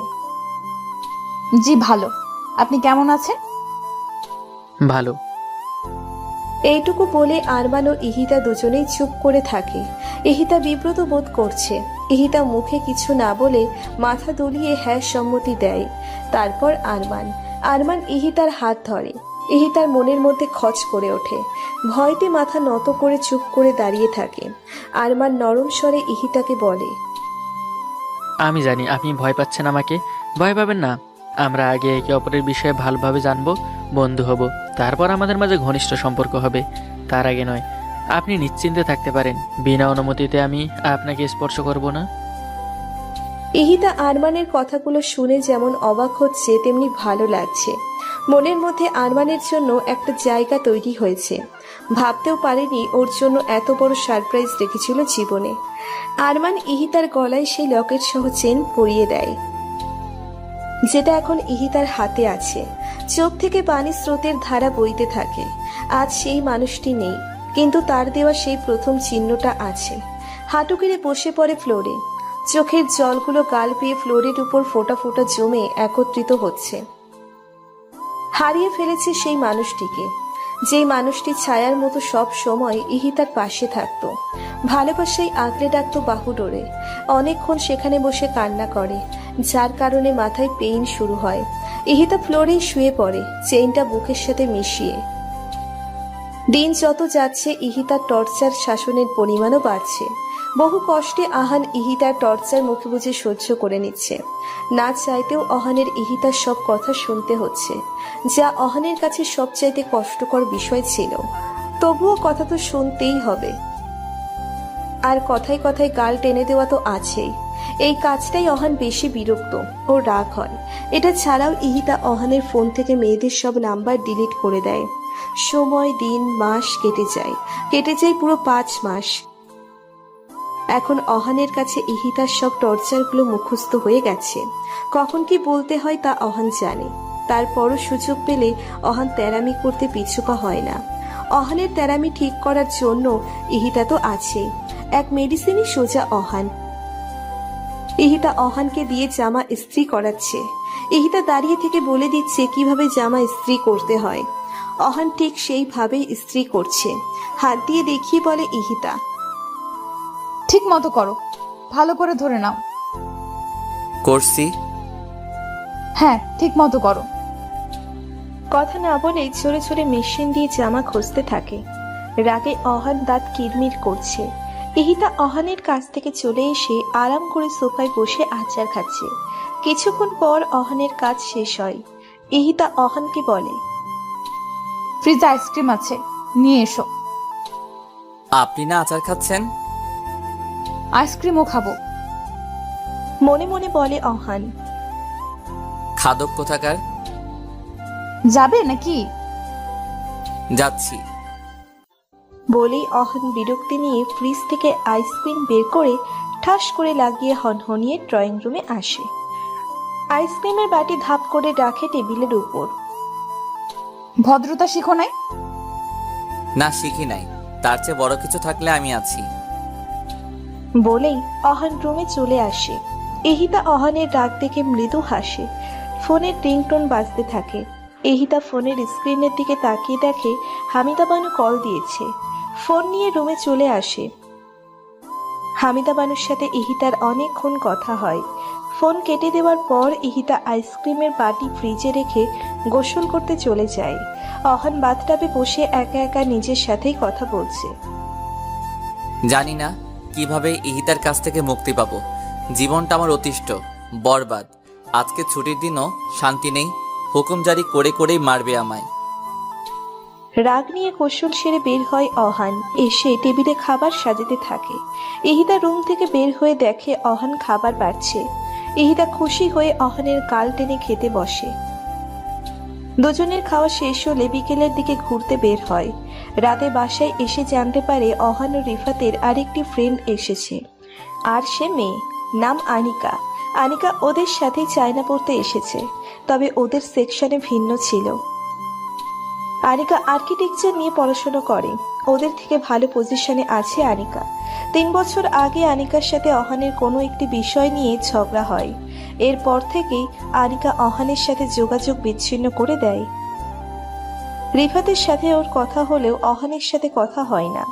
অহানও আনিকার সাথে কখনো যোগাযোগ করার চেষ্টা করে না। আজ এতদিন পর আনিকা 2 দিনের ছুটি নিয়ে ইহিতা ও রিফাতের সাথে দেখা করতে এসেছে এবং এই 2 দিন রিফাতের ফ্ল্যাটেই থাকবে।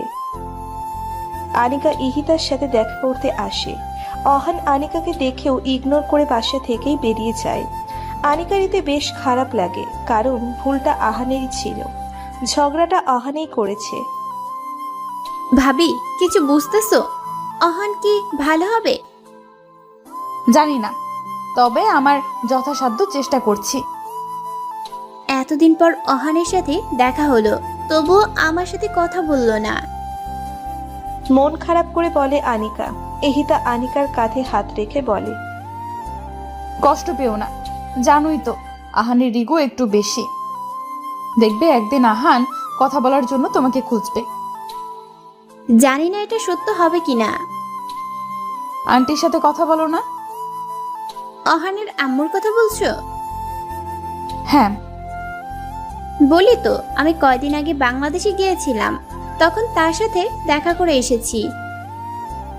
ও, আমার আব্বু আম্মু বিয়ের কথা বলছে, কিন্তু আমি না করে দিয়েছি। তারপরও তারা ছেলে দেখছে। কথাটা বলতে বলতে আনিকার চোখ থেকে পানি চলে আসে। কষ্ট, চাপা কষ্ট লুকিয়ে আছে আনিকার বুকে। ভালোবাসার কাঙাল সে, ভালোবেসেও ভালোবাসার মানুষটিকে পাচ্ছে না। প্রতিনিয়ত ভেতর থেকে ভেঙে যাচ্ছে। ইহিতা আনিকার মাথাটা বুকের সাথে মিশিয়ে নেয়। আনিকা ফুপিয়ে ফুপিয়ে কাঁদতে থাকে। এতক্ষণে কারো মাথা ঠেকিয়ে কান্নার স্থান পেল। নিজেকে ধরে রাখতে পারল না। ইহিতাকে জড়িয়ে ধরে জোরে জোরে কাঁদতে থাকে। কান্না কণ্ঠে বলে, ভাবি, সে কেন বুঝে না আমি ওকে কতটা ভালোবাসি? ইহিতা মাথায় হাত বুলিয়ে বলে, নিজেকে শক্ত করো আনিকা। রাতে খাওয়ার সময় ইহিতা আনিকার ব্যাপারে কথা বলতে নিলে রাগ দেখে অহান খাওয়া ছেড়ে উঠে রুমে চলে যায়। অহান চাইছে না আনিকার বিষয়ে কোনো কথা শুনতে। ইহিতা দোটনায় পড়ে যায়। একদিকে আনিকা আর একদিকে অহান। এতদিনের বন্ধুত্ব কি সব শেষ? পরের দিন লাঞ্চ টাইম। অহান ওর কেবিনে বসে কিছু একটা ভাবছে। অফিসের বাকি কর্মচারীরা ক্যান্টিনে ছিল। হাতে থাকা কলম বারবার উপরে ছুড়ে দিচ্ছে আর ক্যাচ ধরছে। ভাবনায় একটা মশগুল হওয়ায় লাঞ্চ করতেও যাচ্ছে না। অহান লাস্টের বার আর কলম ছুঁড়ে মারে না, হাতে মুঠো চেপে নিয়ে শক্ত করে ধরে রাখে। ইহিতা আনিকাকে আজ ওদের বাসায় দুপুরের খাবার খেতে বলেছে। রিফাত অফিসে ছিল, বিধায় ওকে বলতে পারেনি। সারাদিন আনিকার সাথে সময় পার করে ইহিতা। আনিকা খুবই মিশুক ও ফ্রেশ মাইন্ডের। বাহিরের গার্ডেনে গিয়েও অনেকক্ষণ হাঁটাচলা করে দুজনে। খুব সুন্দর একটা সময় কাটায় তারা। রাতে অহান বাসায় আসার আগেই আনিকা রিফাতের ফ্ল্যাটে চলে আসে, কারণ আনিকা অহানের ইগনোর মেনে নিতে পারছে না। অহান ঠিক 10টার দিকে বাসায় ফেরে। কলিং বেল বাজাতেই ইহিতা দরজা খুলে দেয়। অহান মাথা নিচু করেছিল, চোখ তুলে ইহিতার দিকে তাকাতেই মুচকি হাসে ইহিতা, কিন্তু অহান গম্ভীর মুখে ইহিতার দিকে তাকিয়ে আছে। আজ ওর চেহারা অন্যরকম দেখাচ্ছে, যেন মনে হচ্ছে কোনো অশরীরই ভর করেছে শরীরে। ইহিতার হাসি মিলিয়ে যায় অহানের এমন গম্ভীর মুখ দেখে। একটু কাছে গিয়ে কপালে গলায় হাত রেখে দেখে জ্বর এসেছে কিনা, কিন্তু শরীর ঠান্ডা ছিল। ইহিতার কেমন অদ্ভুত লাগছে অহানের চাহনি। নেশাও করেনি অহান, তবুও এভাবে তাকিয়ে থাকার কারণ খুঁজে পাচ্ছে না ইহিতা। গেট খোলা রেখেই ভেতরে চলে আসে, বলে, ফ্রেশ হয়ে এসো, আমি খাবার বাড়ছি। অহান গম্ভীর মুখে দরজা ঠাস করে লাগিয়ে ইহিতার দিকে ঘুরে তাকায়। হাতের ব্যাগ নিচে ফেলে দেয়। ইহিতা কিছু পড়ে যাওয়ার শব্দ শুনে অহানের দিকে ঘুরে তাকায়। নিচে ব্যাগ পড়ে থাকতে দেখে অহানের দিকে তাকায়। অহান একইভাবে ইহিতার দিকে তাকিয়ে আছে। ইহিতা ভ্রু কুঁচকে বলে, কি হয়েছে তোমার? তুমি এমন বিহেভ করছো কেন? অহান এক পা ইহিতার দিকে বাড়াই আর বলে, এতদিন তো কিছু হয়নি, কিন্তু এখন হবে। ইহিতা সন্দেহ চোখে তাকিয়ে বলে, মানে কি হবে? আপনি আমার ওয়াইফ, আমি আপনার স্বামী। আমাদের তো ফার্স্ট নাইট হয়নি, তো বলুন কোন রুমে ফার্স্ট নাইট করতে চান? আপনার রুমে নাকি আমার রুমে? রেগে চিল্লিয়ে বলে ইহিতা। আহান, মুখ সামলে কথা বলো। ইহিতার দিকে এগিয়ে গিয়ে আহান বলে, কেন? স্ত্রীর অধিকার চাওয়া তো কোনো অপরাধ নয়, এটা তো আমার হক। ইহিতা পিছিয়ে গিয়ে রাগী কণ্ঠে বলে, কিসের অধিকার? কোনো অধিকার নেই তোমার। ওখানেই দাঁড়াও, নয়তো আমি আম্মুকে ফোন দিব। দেন, আম্মুকে ফোন দেন, বলুন আমি আপনার কাছে অধিকার চেয়েছি। আরো যা বলতে মন চাই বলুন। ইহিতা চুপ হয়ে যায়। আসলে অহন তো ঠিকই বলেছে, কিভাবে বলবে আম্মুকে? কিন্তু বলতে তো হবেই। ইহিতা ভয়ে ভয়ে পিছাতে থাকে। অহান ইহিতার দিকে আগাতে থাকে। আহান, ভালো হচ্ছে না কিন্তু, কাছে আসবে না একদম। অহান ইহিতার কথা শোনে না। ইহিতা কাপা কণ্ঠে বলে, আহান স্টপ। আহান। অহানের থামার কোনো গতি নেই। ইহিতার দিকে এগিয়েই যাচ্ছে, আহান থামো বলছি। তবুও থামছে না অহান। ইহিতা দৌড়ে ওর রুমে যেতে নিলেই অহান ইহিতার হাত ধরে ফেলে। দেয়ালের সাথে মিশিয়ে ধরে ইহিতার কাছে যেতে নিলেই ইহিতা ওর সর্বশক্তি প্রয়োগ করে অহানকে ধাক্কা মেরে সজোরে কষিয়ে গালে একটা চড় মেরে দেয়। চড় দেওয়ার ফলে অহানের ঘাড় ডান দিকে কাত হয়ে যায়। সেভাবেই দাঁড়িয়ে রয় অহান। ইহিতার চোখ নিমেষে ভরে ওঠে জলে। ছলছল করা চোখে কান্না জড়িত কণ্ঠে বলে, আমি তো তোমার ভাবি হই, বউ না। অহান তাচ্ছিল্য হাসি দেয়। ইহিতার কাছ থেকে দূরে সরে বলে, কোনটা বিশ্বাস করব আমি? আপনি আমার ভাবি হন এটা নাকি বউ হন এটা? কোনটা বলুন? জোরে চিল্লিয়ে বলে অহান। ইহিতা অহানের প্রশ্নের উত্তর দেয় না। দৌড়ে রুমে এসে দরজা লাগিয়ে পিঠ দরজার সাথে ঠেকিয়ে কান্না কাঁদতে থাকে। অহান উত্তর পায়নি তার। রাগে ড্রয়িং রুমের সেন্টার টেবিলে লাথি মেরে বাসা থেকে বের হয়। বড় বড় পা ফেলে রিফাতের ফ্ল্যাটের সামনে আসে। জোরে জোরে কলিং বেল সহ দরজা ধাক্কাতে থাকে। আনিকা ও রিফাত সবেমাত্র খাবার খেতে বসেছে। এমনভাবে কলিং বেল বাজাতে ও দরজা ধাক্কাতে দেখে আনিকা টেবিল ছেড়ে উঠে দরজা খুলে দেয়। দরজা খুলতেই অহানকে দেখতে পায়। চোখে মুখে লেগে আছে প্রচন্ড রাগের আভা। অহান আনিকাকে পাশে সরিয়ে ভেতরে প্রবেশ করেই রিফাতের গেঞ্জি ধরে টেনে টেবিল থেকে উঠিয়ে মারতে শুরু করে আর জোরে জোরে বলে, কেন করেছিস আমার সাথে এটা? কেন বলেছিস আমার সম্পর্কে সব আম্মুকে? বল কেন বলেছিস? ঘুষি মারতে থাকে অহান। ফের অহান দেওয়ালের সাথে রিফাতকে ঠেসে ধরে ক্ষুব্ধ কণ্ঠে বলে, বন্ধুত্বের এই পরিণাম দেখালি, বেঈমান কোথাকার! বলেই এলোপাথারি ঘুষি মারতে থাকে রিফাতকে। আনিকা এতক্ষণ রিফাতকে মারতে দেখে চুপ করে রয়, কিন্তু যখন অহানের মুখে এসব কথা শোনে তখন আর চুপ থাকে না। অহানের কাছে এসে শার্টের কলার ধরে টেনে ওর কাছে নিয়ে জোরে থাপ্পড় মেরে চিৎকার করে বলে, রিফাত কিছু বলেনি, আমি বলেছি তোর আম্মুকে সব। কথাটা শুনেই অহান অবাক চোখে তাকায় আনিকার দিকে। অহান বুঝতে পারছে না আনিকা কিভাবে বলল এসব। আনিকা তো এসব কিছু জানতো না, না এতদিন দেখা হয়েছে ওর সঙ্গে। তাহলে আনিকাকে কে বলল? রিফাত? নাকি আনিকা নিজে থেকেই সব জেনেছে অহানের বিষয়? আজ হামিদা বানু ও আজমল রহমানের বিবাহ বার্ষিকী। এই উপলক্ষে কম বেশি আত্মীয় স্বজনদের দাওয়াত দিয়েছে আজমল রহমান।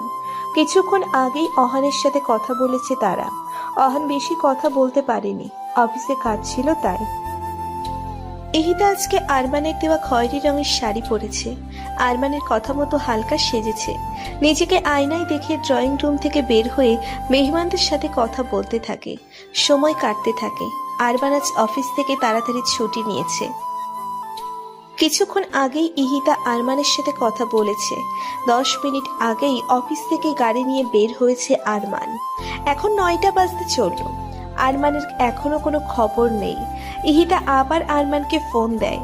আরমান ফোন রিসিভ করে বলে সে মার্কেটে আছে, আপু আমার জন্য গিফট কিনছে। ইহিতা আরমানকে তাড়াতাড়ি আসতে বলে বাসায়। এটাও বলে সবাই তার জন্য অপেক্ষা করছে। আরমান গিফট নিয়ে গাড়ির পিছনে রেখে ড্রাইভিং সিটে বসে। হঠাৎ কোথা থেকে একটু চলন্ত ট্রাক তার ব্যালেন্স হারিয়ে আরমানের গাড়ির দিকে ধেয়ে আসছে সামনে থেকে। শেষ মুহূর্তে আরমান মুখ থেকে ও শিট বলেই গাড়ি স্টার্ট দিয়ে স্টিয়ারিং ধরে ডান দিকে ঘুরিয়ে দেওয়ার আগেই ট্রাকটি এসে সজোরে ধাক্কা দেয় আরমানের গাড়িতে। গাড়ি ছিটকে বহু দূরে গিয়ে পড়ে উল্টিয়ে যায়। সিট বেল্ট পরা ছিল না বিধায় গাড়ির সামনের কাঁচ ভেঙে গাড়ি থেকে বাহিরে বেরিয়ে আসে আরমান। গলায় গেঁথে যায় লম্বা কাচের টুকরো। রক্তাক্ত ক্ষতবিক্ষত অবস্থায় রাস্তায় পড়ে থাকে। শেষ নিঃশ্বাসটুকু টেনেই মৃত্যু বরণ করে আরমান। লাস্ট মুহূর্তে দেখতে পারল না তার বাবা মাকে, তার প্রিয় প্রেয়সীকে। এদিকে অপর পাশে ইহিতা হ্যালো হ্যালো বলেই যাচ্ছে। লাইন কেটে যাওয়ায় ইহিতা অস্থির হয়ে গেছে। বারবার আরমানের ফোন ট্রাই করছে, কিন্তু ফোন সুইচ অফ আসছে। উত্তেজিত হয়ে কথাটা যখন আজমল রহমানকে জানায়, তখনই সে ইহিতার বলা আরমানের লোকেশনে যায় এবং জানতে পারে আরমানের গাড়ি অ্যাক্সিডেন্ট করেছে। সেখানেই মারা গেছে আরমান। রাস্তায় তার বড় ছেলের মৃতদেহখানা পড়ে থাকতে দেখে। ছেলের রক্তমাখা মুখ দেখে তিনি কিছুক্ষণের জন্য স্তব্ধ হয়ে যায়। পড়ে যেতে নিলে কিছু লোক তাকে ধরে একটি চেয়ারে বসায়। আজমল রহমান চোখের চশমা খুলে পাশে রাখে। কাপা কাপা হাতে পাঞ্জাবির পকেট থেকে বাটন ফোন বের করে ইহিতার নাম্বারে ফোন দেয়। ইহিতা ফোন পেয়ে চট করে রিসিভ করে। উত্তেজিত হয়ে বারবার আজমল রহমানকে জিজ্ঞেস করে আরমানের কথা। আজমল রহমান কিভাবে বলবে বুঝতে পারছে না, কিন্তু সত্যটা তো বলতেই হবে, মেনে যে নিতে হবে, এটাই যে নিয়ম। তিনি দ্বিধাদ্বন্দ্ব ফেলে বলে ফেলে আরমানের মৃত্যুর খবর। শুনেই ইহিতা কান থেকে ফোন ফেলে মাটিতে বসে পড়ে। মনে হচ্ছে ওর দুনিয়া উল্টে গেছে। পায়ের নিচটা বেশ শূন্য মনে হচ্ছে। হামিদা বানু ফোন উঠিয়ে কানে নেয়। আজমল রহমানের কান্না শুনে বুঝে যায় সে জ্ঞান হারিয়ে ফেলে সেখানেই। এত সুন্দর করে সেজেছে, আরমানের দেওয়া শাড়ি পরেছে, অথচ যাকে দেখানোর জন্য এসব করেছে সে তো চিরতরে ঘুমিয়ে গেছে, চলে গেছে না ফেরার দেশে।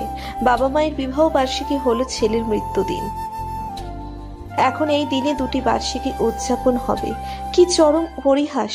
ইহিতা সেদিন ভিতর থেকে প্রচুর ভেঙে পড়েছে। স্বামীকে হারিয়ে নিঃস্ব, কুলকিনারাহীন। সেদিন প্রচুর কেঁদেছিল ইহিতা, আর আজ সেদিনের মতো কাঁদছে, প্রচুর কাঁদছে। কাঁদবে নাই বা কেন? অহনকে নিজের ছেলের মতো মনে করত। স্বামীর স্থানে কখনো ভাবতেও পারেনি, আর ভাবতেও চায় না। সবার কাছে নিজের ছেলে হিসেবে পরিচয় করাতো, সেটা অহনের আড়ালে। আজ তার কাছ থেকে এমন ব্যবহার আশা করেনি ইহিতা। ভেতরটা ভেঙে চুরমার হয়ে গেছে, চোখে পানি স্রোতের মতো গলগল করে বয়ে যাচ্ছে। সেদিনের মতো আজ নিজেকে বড় একা মনে হচ্ছে, বড্ড একা। অন্য প্রান্তে, কেন আমি তোর ভালোবাসা অ্যাকসেপ্ট করিনি তাই রিজেক্ট করেছি বলে প্রতিশোধ নিয়েছিস? আনিকা তাচ্ছিল্য হেসে বলল, তোর ভালোবাসায় আমি জীবনে যদি কোনো ভুল করে থাকি, সেই তোকে ভালোবাসা করেছি। তোর মতো ছেলেকে ভালোবাসা তো দূরের কথা, বন্ধু ভাবাও উচিত নয়। আনিকা তুই কিন্তু বেশি কথা বলছিস। এবার রিফাত মুখ খুলে অহানের সামনে দাঁড়িয়ে বলে, বেশি? আনিকা ঠিকই বলেছে, ভুল কিছু বলেনি। তুইও ওর সাথে হাত মিলিয়েছিস। তুই সবসময় নিজের মতো কেন মনে করিস? মাইন্ড চেঞ্জ কর। আর কি বললি? কেন বলেছি তোর আম্মুকে? তুই কি জানিস কতটা চেঞ্জ হয়ে গেছিস তুই? কতটা অমানুষে পরিণত হয়েছিস তুই? একবার আয়নার সামনে দাঁড়িয়ে দেখ নিজেকে। এই অহান আর আগের অহানের মধ্যে তফাৎ খুঁজে পাবি। আরমান ভাইয়া মারা যাওয়ার পর তোর উচিত ছিল এখানের চাকরি ছেড়ে আন্টি আঙ্কেলের কাছে ফিরে যাওয়া, কিন্তু তুই ফিরে যাওয়া তো দূর, তাদের কাছে একটা ফোন পর্যন্ত করতি না। এখানে তুই তোর মতো ভালো আছিস, আর ওইদিকে আঙ্কেল আন্টি ভাবি আরমান ভাইয়ের মৃত্যুর শোক এখনো কাটিয়ে উঠতে পারিনি। আরমান ভাইয়া মারা যাওয়ার 5 দিন পর তুই চলে আসিস চায় না। যাক ভালো, এখানে এসে অ্যাটলিস্ট তাদের সাথে যোগাযোগ তো করবি। তারা তো তোকে কল দিয়ে পায় না, তুই তাদের ফোন ধরিস না, ইগনোর করিস। আমার কাছে, রিফাতের কাছে ফোন দেয় তারা। আমরা তো আর তোর মতো স্বার্থপর না। আমরা তাদের সাথে ঠিকই কথা বলি, কিন্তু যখন তোর কথা জিজ্ঞেস করে তখন মিথ্যা বলি, কারণ সত্যি বললে। এটুকু বলে আনিকা দম নেয়। রিফাত বলতে শুরু করে। ছোট থেকে আমরা 3 জন একসাথে বড় হয়েছি। তুই আমাদের কেমন বন্ধু মনে করিস সেটা জানি না, তবে আমরা তোকে আমাদের কলিজার বন্ধু মনে করি। আমি তোর দ্বারা অনেক কষ্ট পেয়েছি, কিন্তু মুখ ফুটে কখনোই সেটা প্রকাশ করিনি। মনে করেছি বন্ধু তো। কিন্তু সেদিন যখন তোর জ্বর হয়েছিল, ভাবি যখন আমাকে ডেকেছিল, তখন সেই রাতের কথা মনে পড়ে যায়। সেই রাতে অনেক অসুস্থ ছিলাম আমি, জ্বর ছিল প্রচুর। সারা রুম জুড়ে কেবল আমি একাই ছিলাম। এক গ্লাস পানি ঢেলে দেওয়ার মতো মানুষ পর্যন্ত ছিল না আমার পাশে। অতি কষ্টে তোকে আমি ফোন দেই, কিন্তু কপাল এতই খারাপ ছিল, তুই আমাকে একটিবারের জন্য দেখতে আসিসনি। উল্টো বলেছিস মেডিসিন নিয়ে ঘুমিয়ে পড়, তারপর ফোন রেখে অন্য কারোর সাথে ব্যস্ত হয়ে পড়িস বেডে। সেদিন আমি রিয়েলাইজ করি, আজ যদি আমার বাবা মা পাশে থাকতো তাহলে এমনটা হতো না। তুই তো নিচতলায় থাকতি, একবারও কি পারলি না আমার কাছে আসতে? দুঃখে কষ্টে সেদিন এক মুহূর্তের জন্য মন চাইছিল মরেই যাই। নিজের কলিজার বন্ধু যাকে মানি, সে আমার কোনো মূল্যই করলো না। অথচ সেদিন ভাবি তোর অসুস্থতার কথা বলার সঙ্গে সঙ্গে আমি তোর কাছে ছুটে যাই। ভাবি আমি সারা রাত তোর সেবা যত্ন করি। অনেক অসুস্থ ছিলি সেদিন, তোর সেবা যত্ন করতে গিয়ে আমার সেদিনের কথা মনে পড়ে গিয়েছিল, কিন্তু আমি তোয়াক্কা করিনি। সব কিছু ভুলে তোর পাশে বসে থাকি। আমি পারতাম ভাবি বলার পর তোর কাছে না যেতে, সেদিন তোর মতো স্বার্থপরতা দেখাতে, কিন্তু আফসোসের বিষয় আমি পারলাম না, কারণ তোর মতো যে আমি না। এতক্ষণ অহানের নজর ওদের উপর থাকলেও এখন অহান ফ্লোরের দিকে তাকিয়ে আছে। চুপ করে দাঁড়িয়ে রিফাত ও অনিকার কথাগুলো শুনছে। আনিকা ফের বলতে আরম্ভ করে। আমি তোর বাবা মায়ের কাছে এসব বলতে চাইনি, কিন্তু কতদিন মিথ্যা কথা বলা যায় বলতে পারিস? তুই তো তাদের সাথে কথাই বলিস না। তারা আমাদের কাছে ফোন দিয়ে বারবার তোর কথা জিজ্ঞেস করতো। রিফাত আমি মিথ্যা কথা বলে বলে হাঁপিয়ে উঠেছি, তাই সেদিন সব সত্যি কথা বলে দেই আন্টিকে। তার গুণধর ছেলে এখানে কত মহৎ কাজে ব্যস্ত থাকে, যার কারণে বুড়ো বাবা মায়ের খোঁজ পর্যন্ত একবার নিতে পারে না। তুই এতটা পাষাণ কেন বলতে পারিস আহান? বলবি বা কি? আন্টি একদিন আমাকে ফোন দিয়ে বলে ভাবির সাথে নাকি তোর বিয়ে দিবে, আর সেটা ফেক বিয়ে হবে।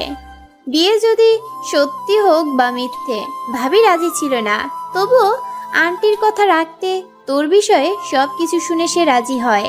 তোকে চায়না থেকে ডেকে নিয়ে মিথ্যা একটা বিয়ের নাটক করে। ভাবি যথেষ্ট সেন্সিটিভ ছিল, এমনভাবে তোর সাথে আচরণ করে মনে হয়েছে তোর সাথে তার বিয়ে হয়েছে। এখানে এসে ইহিতা ভাবি লেগে পড়ে তোকে ভালো বানানোর মিশনে, কিন্তু ভাবি আন্টি আঙ্কেল এটা জানে না একজন পশুকে কখনো মানুষ বানানো যায় না, তার মধ্যে পশু জাতটা থেকেই যায়। ইহিতার সাথে ওর বিয়েটা মিথ্যে ছিল। কথাটা শুনে অহান হাঁটু গেড়ে ফ্লোরে বসে পড়ে। নিজের ভুলটা বুঝতে পারে অহান। আনিকা আরো বলে, ভাবির সাথে এখানে এসেছিস 5 মাস হয়েছে, কিন্তু তবু একবার ফোন দিসনি আন্টি আঙ্কেলকে। ভাবি ভাবছিল কিন্তু বলে কয়ে যে মানুষকে কাজ করানো যায় না। আসলে তোর তাদের প্রতি কোনো মায়া মোহাব্বত ছিল না। যদি থাকতো তাহলে তুই আন্টিকে এত ভয় পেতি না। তুই তো একটা পাষাণ মনের মানুষ। আচ্ছা ওহান, তোর মাথায় কি কখনো কাজ করছে ভাবির সাথে বিয়ের পর মনে হয়নি বিয়েটা সত্যি ছিল নাকি মিথ্যা? আরমান ভাইয়া মারা গেছে 1 বছর হয়েছে, তাকে ভুলে ভাবি তোকে বিয়ে করছে, তোর সাথে সংসার করতে শুরু করেছে। এইটাই ভেবেছিলি তাই তো? তোর কাছে অজানা অনেক কিছু। আরমান ভাইয়া মারা যাওয়ার পর ভাবি পাগল ছিল প্রায় 4 মাস। সারাদিন নতুন শাড়ি পরে সেজে বসে থাকতো, খালি বলতো আরমান এক্ষুনি আসবে, তাকে সামলাতে পারতো না কেউ। ওই সেই সিচুয়েশনে তোর পরিবারের তোকে খুব প্রয়োজন ছিল। তোকে তাদের পাশে চেয়েছিল, তারা বলতে চেয়েছিল কিভাবে তারা বেঁচে আছে, কিসের মধ্যে দিয়ে তারা দিন কাটাচ্ছে, কিন্তু তুই তো তাদের ইগনোর করে গিয়েছিস। রিফাতের চোখেও পানি টলমল করছে। অহান পাথরের মতো বসে আছে মাথা নত করে। আনিকা ঢোক গিলে শান্ত হয়ে বলে, ভাবি স্বাভাবিক হতে অনেকটা সময় লাগে। যখন সে সুস্থ হয় তখন আন্টি সত্যিই চেয়েছিল ভাবির সাথে তোর বিয়ে দিতে, কিন্তু ভাবি না করে দেয়, কারণ সে এখনো আরমান ভাইয়াকেই ভালোবাসে। স্বামী হিসেবে তাকে ছাড়া অন্য কাউকে ভাবতেই পারে না। তার প্রথম ও শেষ ভালোবাসা আরমান ভাইয়া। ভাবি হিসেবে থাকলে তুই তার কথা শুনতি না, আগের দিনগুলোর কথা তাকে ইগনোর করতি। তাই মিথ্যে বিয়ে হয় তোদের। তোর সাথে মিথ্যে বিয়ে হবার পর ভাবি এখানে এসে সবার কাছে কি বলতো জানিস? তুই তার ছেলে। সবাইকে তোর ভালো গুণাগুণ গিয়ে বেড়াতো। সেদিন সেই মেয়েটির কানে কানে তোকে ছেলে হিসেবে সম্বোধন করেছে, এটাও ভাবি আমাকে বলেছে। বড় ভাবি তো মায়ের মতোই হয়, তাই না? কিন্তু তুই তো তার অনেকভাবে ক্ষতি করার চেষ্টা করেছিস, কিন্তু ভাবি ব্যর্থ। যাকে ভালো বানাতে চেয়েছে সে তো কখনোই ভালো হবে না। আজ নিজের চোখে দেখে বুঝলাম, নিজ থেকে নিজেকে কখনোই চেঞ্জ করবে না, এমনই রয়ে যাবে আজীবন। জোর করে আর যাই হোক, ভালোবাসা আর মানুষকে ভালো পথে ফিরিয়ে আনা যায় না। ড্রয়িং রুম জুড়ে নীরবতা বিরাজ করে। আনিকা চুপ হয়ে যাওয়ার পর ড্রয়িং রুম নীরব হয়ে যায়। আনিকা নিরাপচ্ছিন্ন করে ফের বলে, তোকে ভালোবেসে আমি শুধু অবহেলা পেয়েছি। আমি সেদিন ভুল করেছিলাম তোকে আমার মনের অনুভূতিগুলো বলে, তাই তো আমাদের মাঝে বন্ধুত্বটা নষ্ট হয়েছে। আমি আমার লাইফে ভুল একটি মানুষকে ভালোবেসেছিলাম। আশা করি ভুলটা খুব তাড়াতাড়ি শুধরে নেব। বলেই রুমে চলে যেতে নিলে থেমে গিয়ে বলে, সবার জন্য না হলেও অন্তত নিজের জন্য একজন ভালো মানুষ হয়ে ওঠ। সামনে গোটা লাইফ পড়ে আছে তোর, এভাবে শেষ করে দিস না জীবনটা। আগের ন্যায় মাথা নত করে বসে আছে অহান। ড্রয়িং রুমে আবার আগের মতো পিনপতন নীরবতা বিরাজ করছে। রিফাত ভারী নিঃশ্বাস ফেলে অহানকে ধরে উঠাতে নিলেই অহান রিফাতের হাত সরিয়ে উঠে বাহিরে চলে যায়। সিঁড়ি পেয়ে মাথা নত করে নামতে থাকে। রিফাত গেটের সামনে দাঁড়িয়ে অহানের যাওয়া দেখছে। অহানের চোখের কার্নিশে জল জমেছে। ছন্নছাড়া হয়ে রাস্তার মাঝখান দিয়ে হাঁটছে। রাস্তা গাঢ় অন্ধকারে ঢাকা নয়, দূরে ল্যাম্পপোস্টের আলো নিভু নিভু হয়ে জ্বলছে। ঈষৎ আলো ছড়িয়ে আছে চারিদিকে। ঘড়ির তখন 12টা ছুঁই। ধুলো উড়িয়ে বাতাস ছুটছে রাস্তায়। দেখে মনে হচ্ছে ঝড় হতে পারে। অহানের বুকেও ঝড় বইছে। নিজেকে পৃথিবীর উচ্ছিষ্ট মনে হচ্ছে। বুকে রক্তক্ষরণ বয়ে যাচ্ছে। প্রাণপয় ভেবে যাচ্ছে এ কি করলো সে।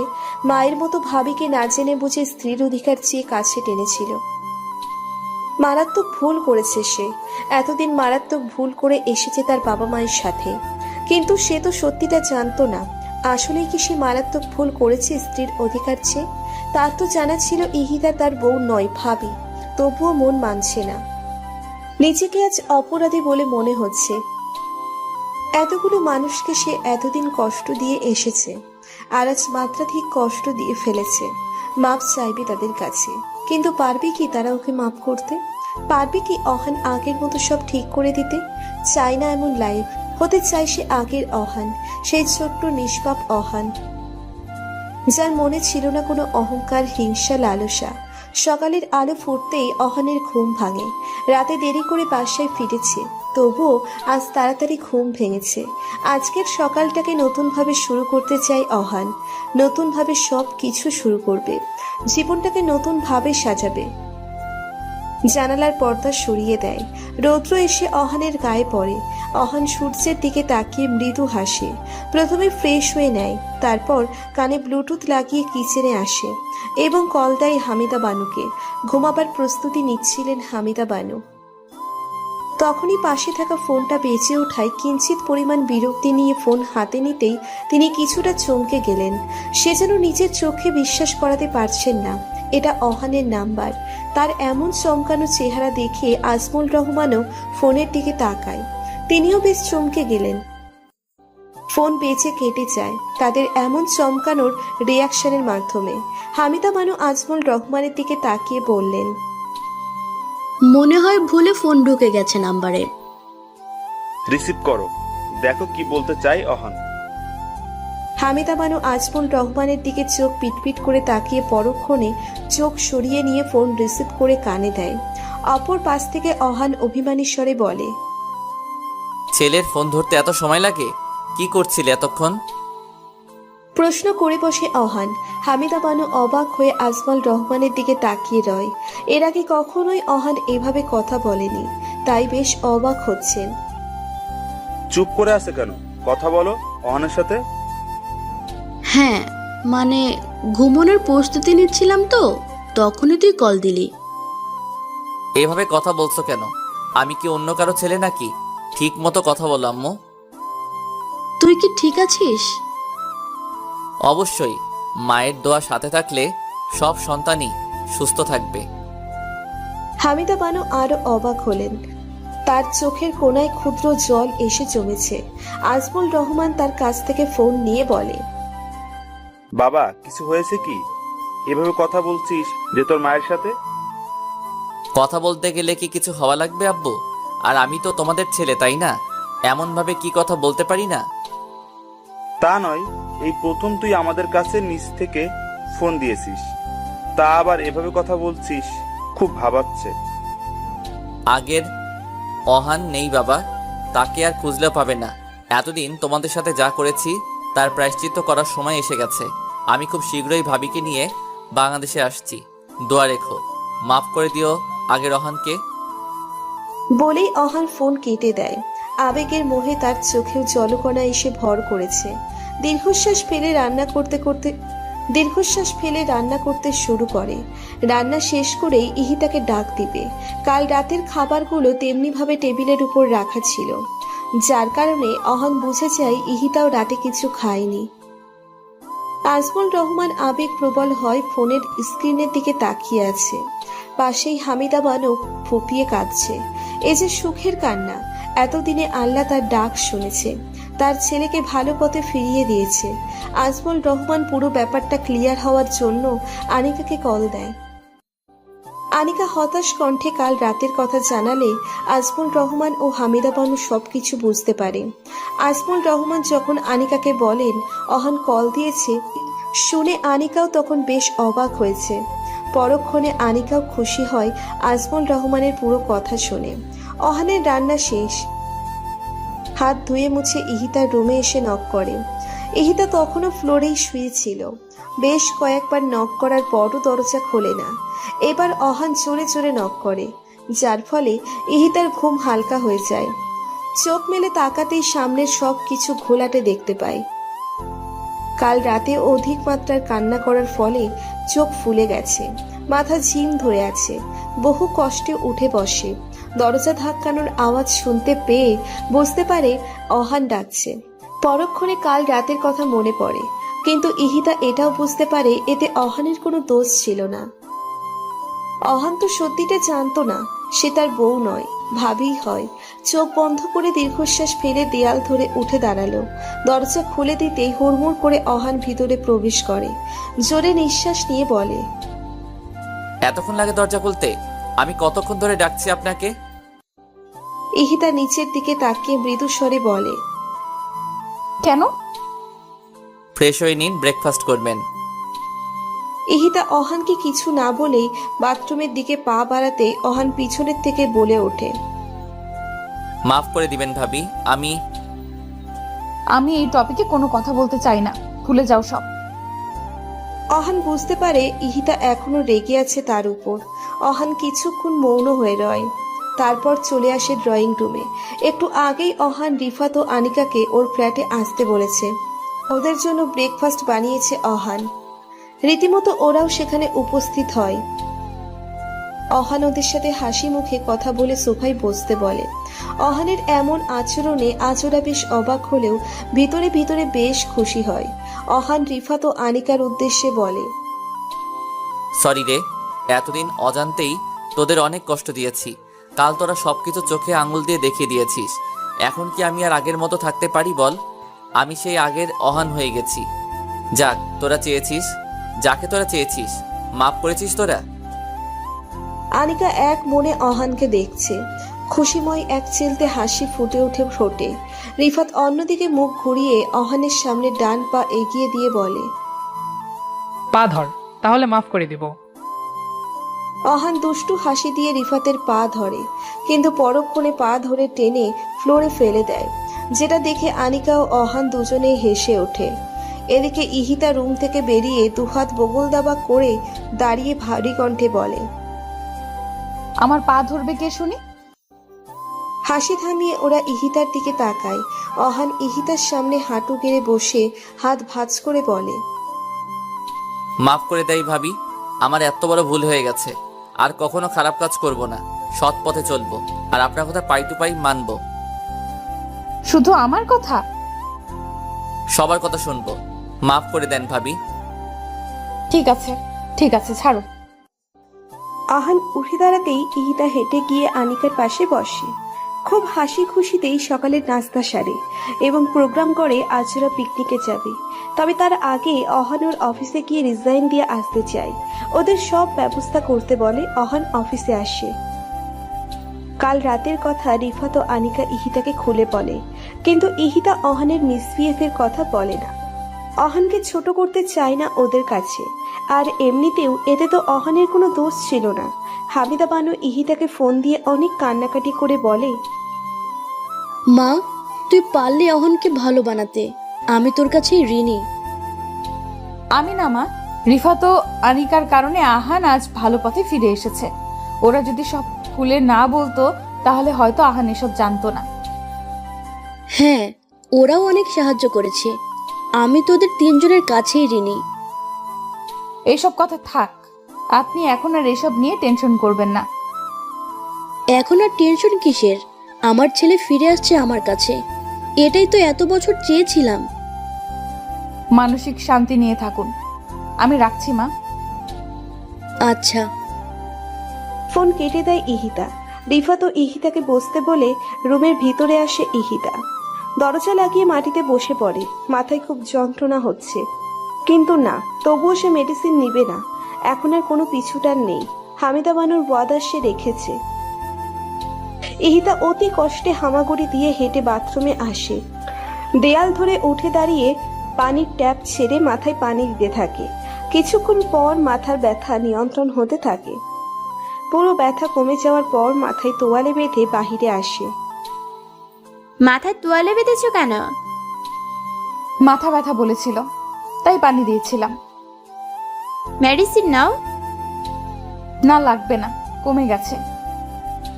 তুমিও না, এসব ডাক্তারি কোথায় পেয়েছো কে জানে।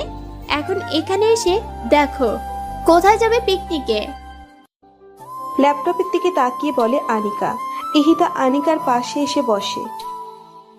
এদিকে মিষ্টি নিয়ে অফিসে হাজির হয় অহান, যাকে পাচ্ছে সামনে খুশিতে মিষ্টিমুখ করাচ্ছে। অহানের এমন কাণ্ডে রীতিমতো সবাই অবাক, চমকিত দৃষ্টিতে তাকিয়ে আছে ওর দিকে। অফিসের পিয়নও যাদের সাথে এতদিন খারাপ আচরণ করেছে তাদের সবার কাছে অহান মাপ চাই। এবং কি যে মেয়েদের সাথে অহান ফ্ল্যাট করত তাদেরকে আপু বলে সম্বোধন করে মাপ চায়।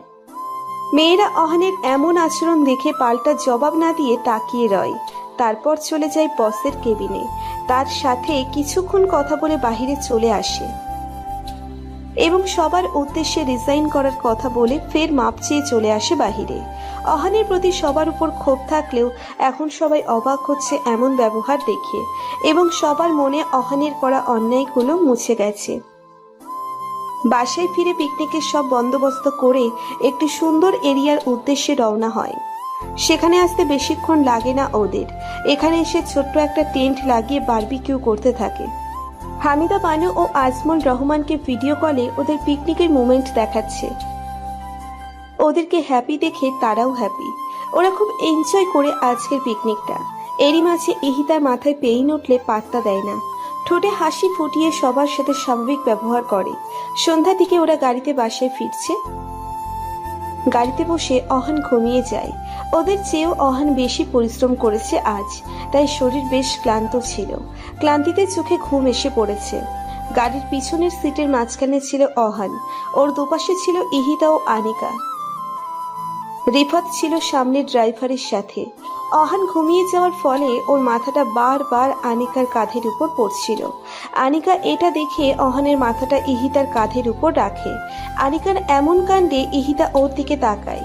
আনিকা মুচকি হেসে আস্তে করে বলে, তোমার দেবর। ইহিতা অহানের মাথাটা আনিকার কাঁধের উপর রেখে দেয়। মুচকি হেসে আস্তে করে বলে, আর তোমার ভালোবাসা? কথাটা শুনে যেন আনিকা কিছুটা লজ্জা পেল।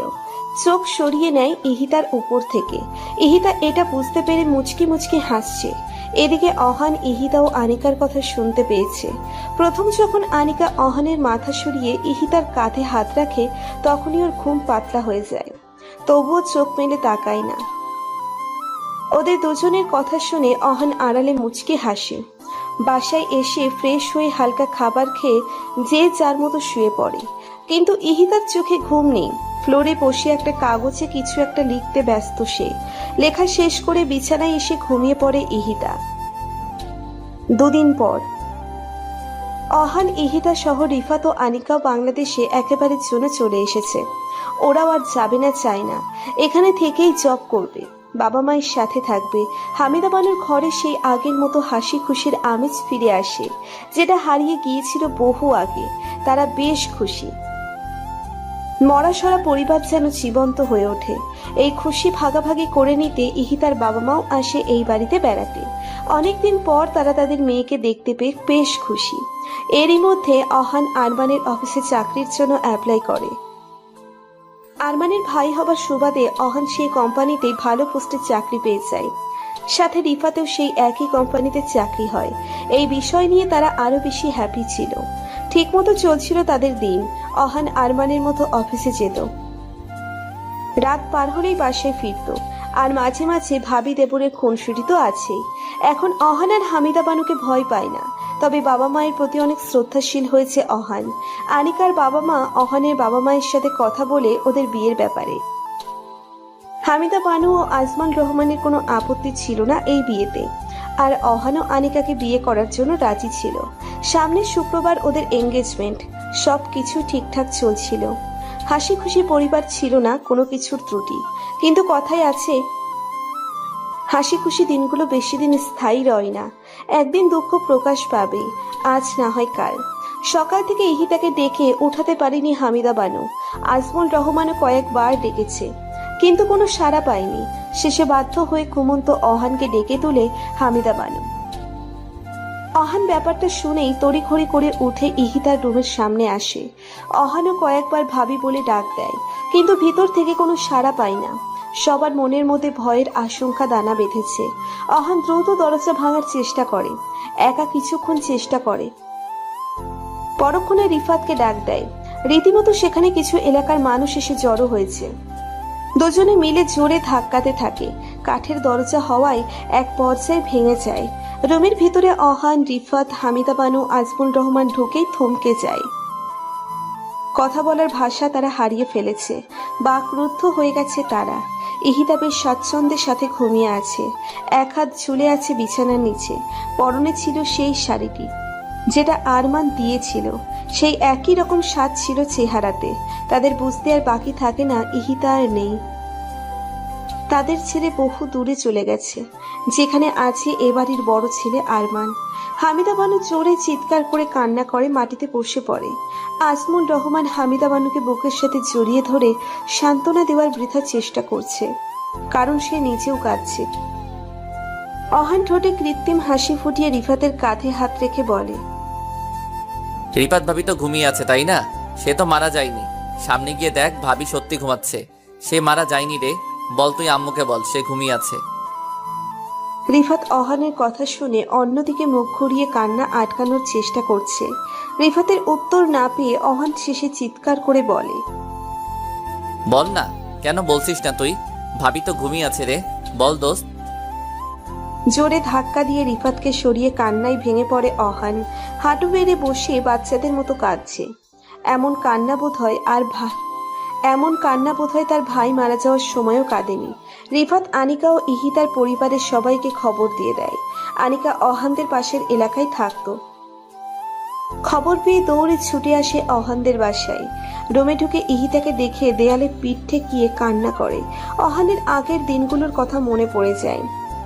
ইহিতার সাথে কাটানো প্রতিটা খুশি, রাগারাগির, দুষ্টুমিগুলো খুব মনে পড়ছে। চিৎকার করে কান্না করছে অহান। কিভাবে মেনে নিবে? তার বড় ভাবি আর এই পৃথিবীতে নেই। কিভাবে মনকে বোঝাবে এটা?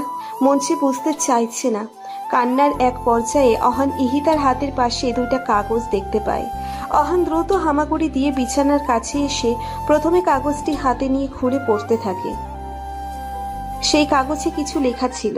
কিভাবে বলবে বা শুরু করব জানি না। প্রথমে সবার কাছে ক্ষমা চেয়ে নিই। আমার ব্রেন ক্যান্সার হয়েছিল।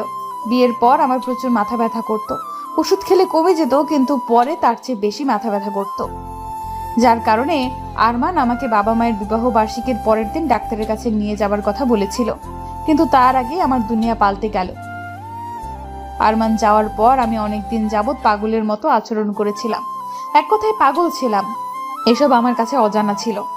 আমাকে চিকিৎসা করিয়েছি ঠিকই, কিন্তু ভাগ্যের কি নির্মম খেলা, ডাক্তাররা আমার ব্রেন ক্যান্সারের কথা জানতে পারেনি। আমি সুস্থ হয়ে একা মাথার ব্যথার জন্য ডাক্তারের কাছে যাই। কিছু পরীক্ষা নিরীক্ষা করার পর জানতে পারি আমার ব্রেন ক্যান্সার হয়েছে। তাও লাস্ট পর্যায়ে আছি। যদি অপারেশন করা হয় তারপরেও ভালো হবে না। আমি বেশ খুশি কথাটা শুনে। প্রতিনিয়ত আরমানের স্মৃতিকে আঁকড়ে ধরে ধুকে ধুকে মরার চেয়ে ক্যান্সারে মরা ভালো, তাই এটাকেই বেছে নেই। কিছু মেডিসিন দিয়েছিল। এই ওষুধ রেগুলার সেবন করলে বড়জোর 1 বছর আমি বেঁচে থাকবো। আমি ওষুধ খেতাম না, কিন্তু কয়েকদিন পর যখন মা তোমাকে বিয়ের কথা বলে রাজি হই না, কিন্তু যখন মিথ্যে বিয়ের নাটক করে তোমাকে ভালো পথে ফিরিয়ে আনার কথা বলে, তখন রাজি হই। ওষুধ একেবারে বেশি করে কিনে নিয়ে আসি। তারপর তোমার সাথে চায়নাতে যাই। সেখানে যাওয়ার পরও মাঝে মাঝে আমি মেডিসিন নিতাম না। আর যখন তুমি ভালো হলে তখন অবশিষ্ট মেডিসিন সব ফেলে দেই। আমি জানতাম আজ না হয় কাল মরে যাব, তাই এখানে আসার পর প্রতিনিয়ত আরমানের দেওয়া এই শাড়ি পরে সেজেগুজে থাকি। আমাকে মাফ করে দিবেন সবাই, সবার কাছ থেকে এত বড় সত্য লুকানোর জন্য। দয়া করে আমার উপর রেগে থাকবেন না। আর আহান, যদি কোনো ভুল করে থাকি তাহলে মাফ করে দিও। আনিকাকে বিয়ে করে সুখে থেকো। ভালো থাকবেন সবাই। আরমানের মিষ্টি বউ ইহিতা।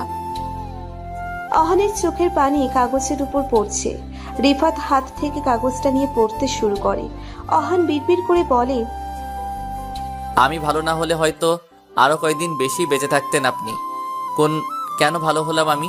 কেন ভালো হলাম? ইহিতার বাবা মা সেখানে এসে উপস্থিত হয়। মেয়ের লাশ দেখে তারা পুরো ভেঙে পড়ে। কি অদ্ভুত মৃত্যু! এবারে ঠিক এই রুমেতে এসেছিল কনে সেজে, আর আজ লাশ হয়ে বের হবে এই রুম থেকে। পুরো বাড়ি জুড়ে কান্নার আওয়াজ প্রতিধ্বনিত হচ্ছে। কে কাকে সামলাবে? সবার অবস্থা এক। ইহিতার এমন মৃত্যু কেউ মেনে নিতে পারছে না। অহান চোখে মুখে ইহিতার হাত ধরে পাগলের মতো বলে, এখন কে আমাকে বকবে? কে আমার গাল টেনে দিবে? কে আমাকে পিচ্চি অহান বলে ডাকবে? কে বলবে আম্মুকে কল দেব? কে আমাকে শাসন করবে? কার সাথে আমি আমার সুখ দুঃখ শেয়ার করব? ভাত না খেলে কে আমাকে খাইয়ে দিবে? কাকে নিয়ে আমি ঘুরতে যাব বলুন? সব কথার উত্তর আমাকে দিতে হবে। এভাবে না বলে আপনি যেতে পারেন না। উত্তর চাই আমার, উত্তর চাই, উত্তর চাই। হাতের সাথে ওর মাথা ঠেকিয়ে বলে। ইহিতার হাত প্রচন্ড শীতল ছিল। অহান ইহিতার পাশে থাকা দ্বিতীয় কাগজটি দেখে। কাপা কাপা হাতে সেটি হাতে নিয়ে ঘোলাটে চোখে খুলে দেখে এটা সেই কাগজ যেটাতে অহান ও ইহিতার বিয়ের সাইন ছিল। অহান হাতের উল্টো পিঠে চোখের পানি মোছে। স্পষ্টভাবে অহানের সাইন আছে সেখানে, কিন্তু ইহিতার সাইনের সেখানে ছিল না। সেই স্থানে লেখা ছিল, প্রিয় আরমান, আমার ভালোবাসার শুরুটা যখন আপনাকে দিয়ে হয়েছে, আপনাকে ভালোবেসেই মরতে চাই। আমি শুধু আপনাকেই চাই। প্রতিদিন ভালোবাসার নতুন নতুন গল্প পেতে চ্যানেলটি সাবস্ক্রাইব করে পাশে থাকা বেল বাটনে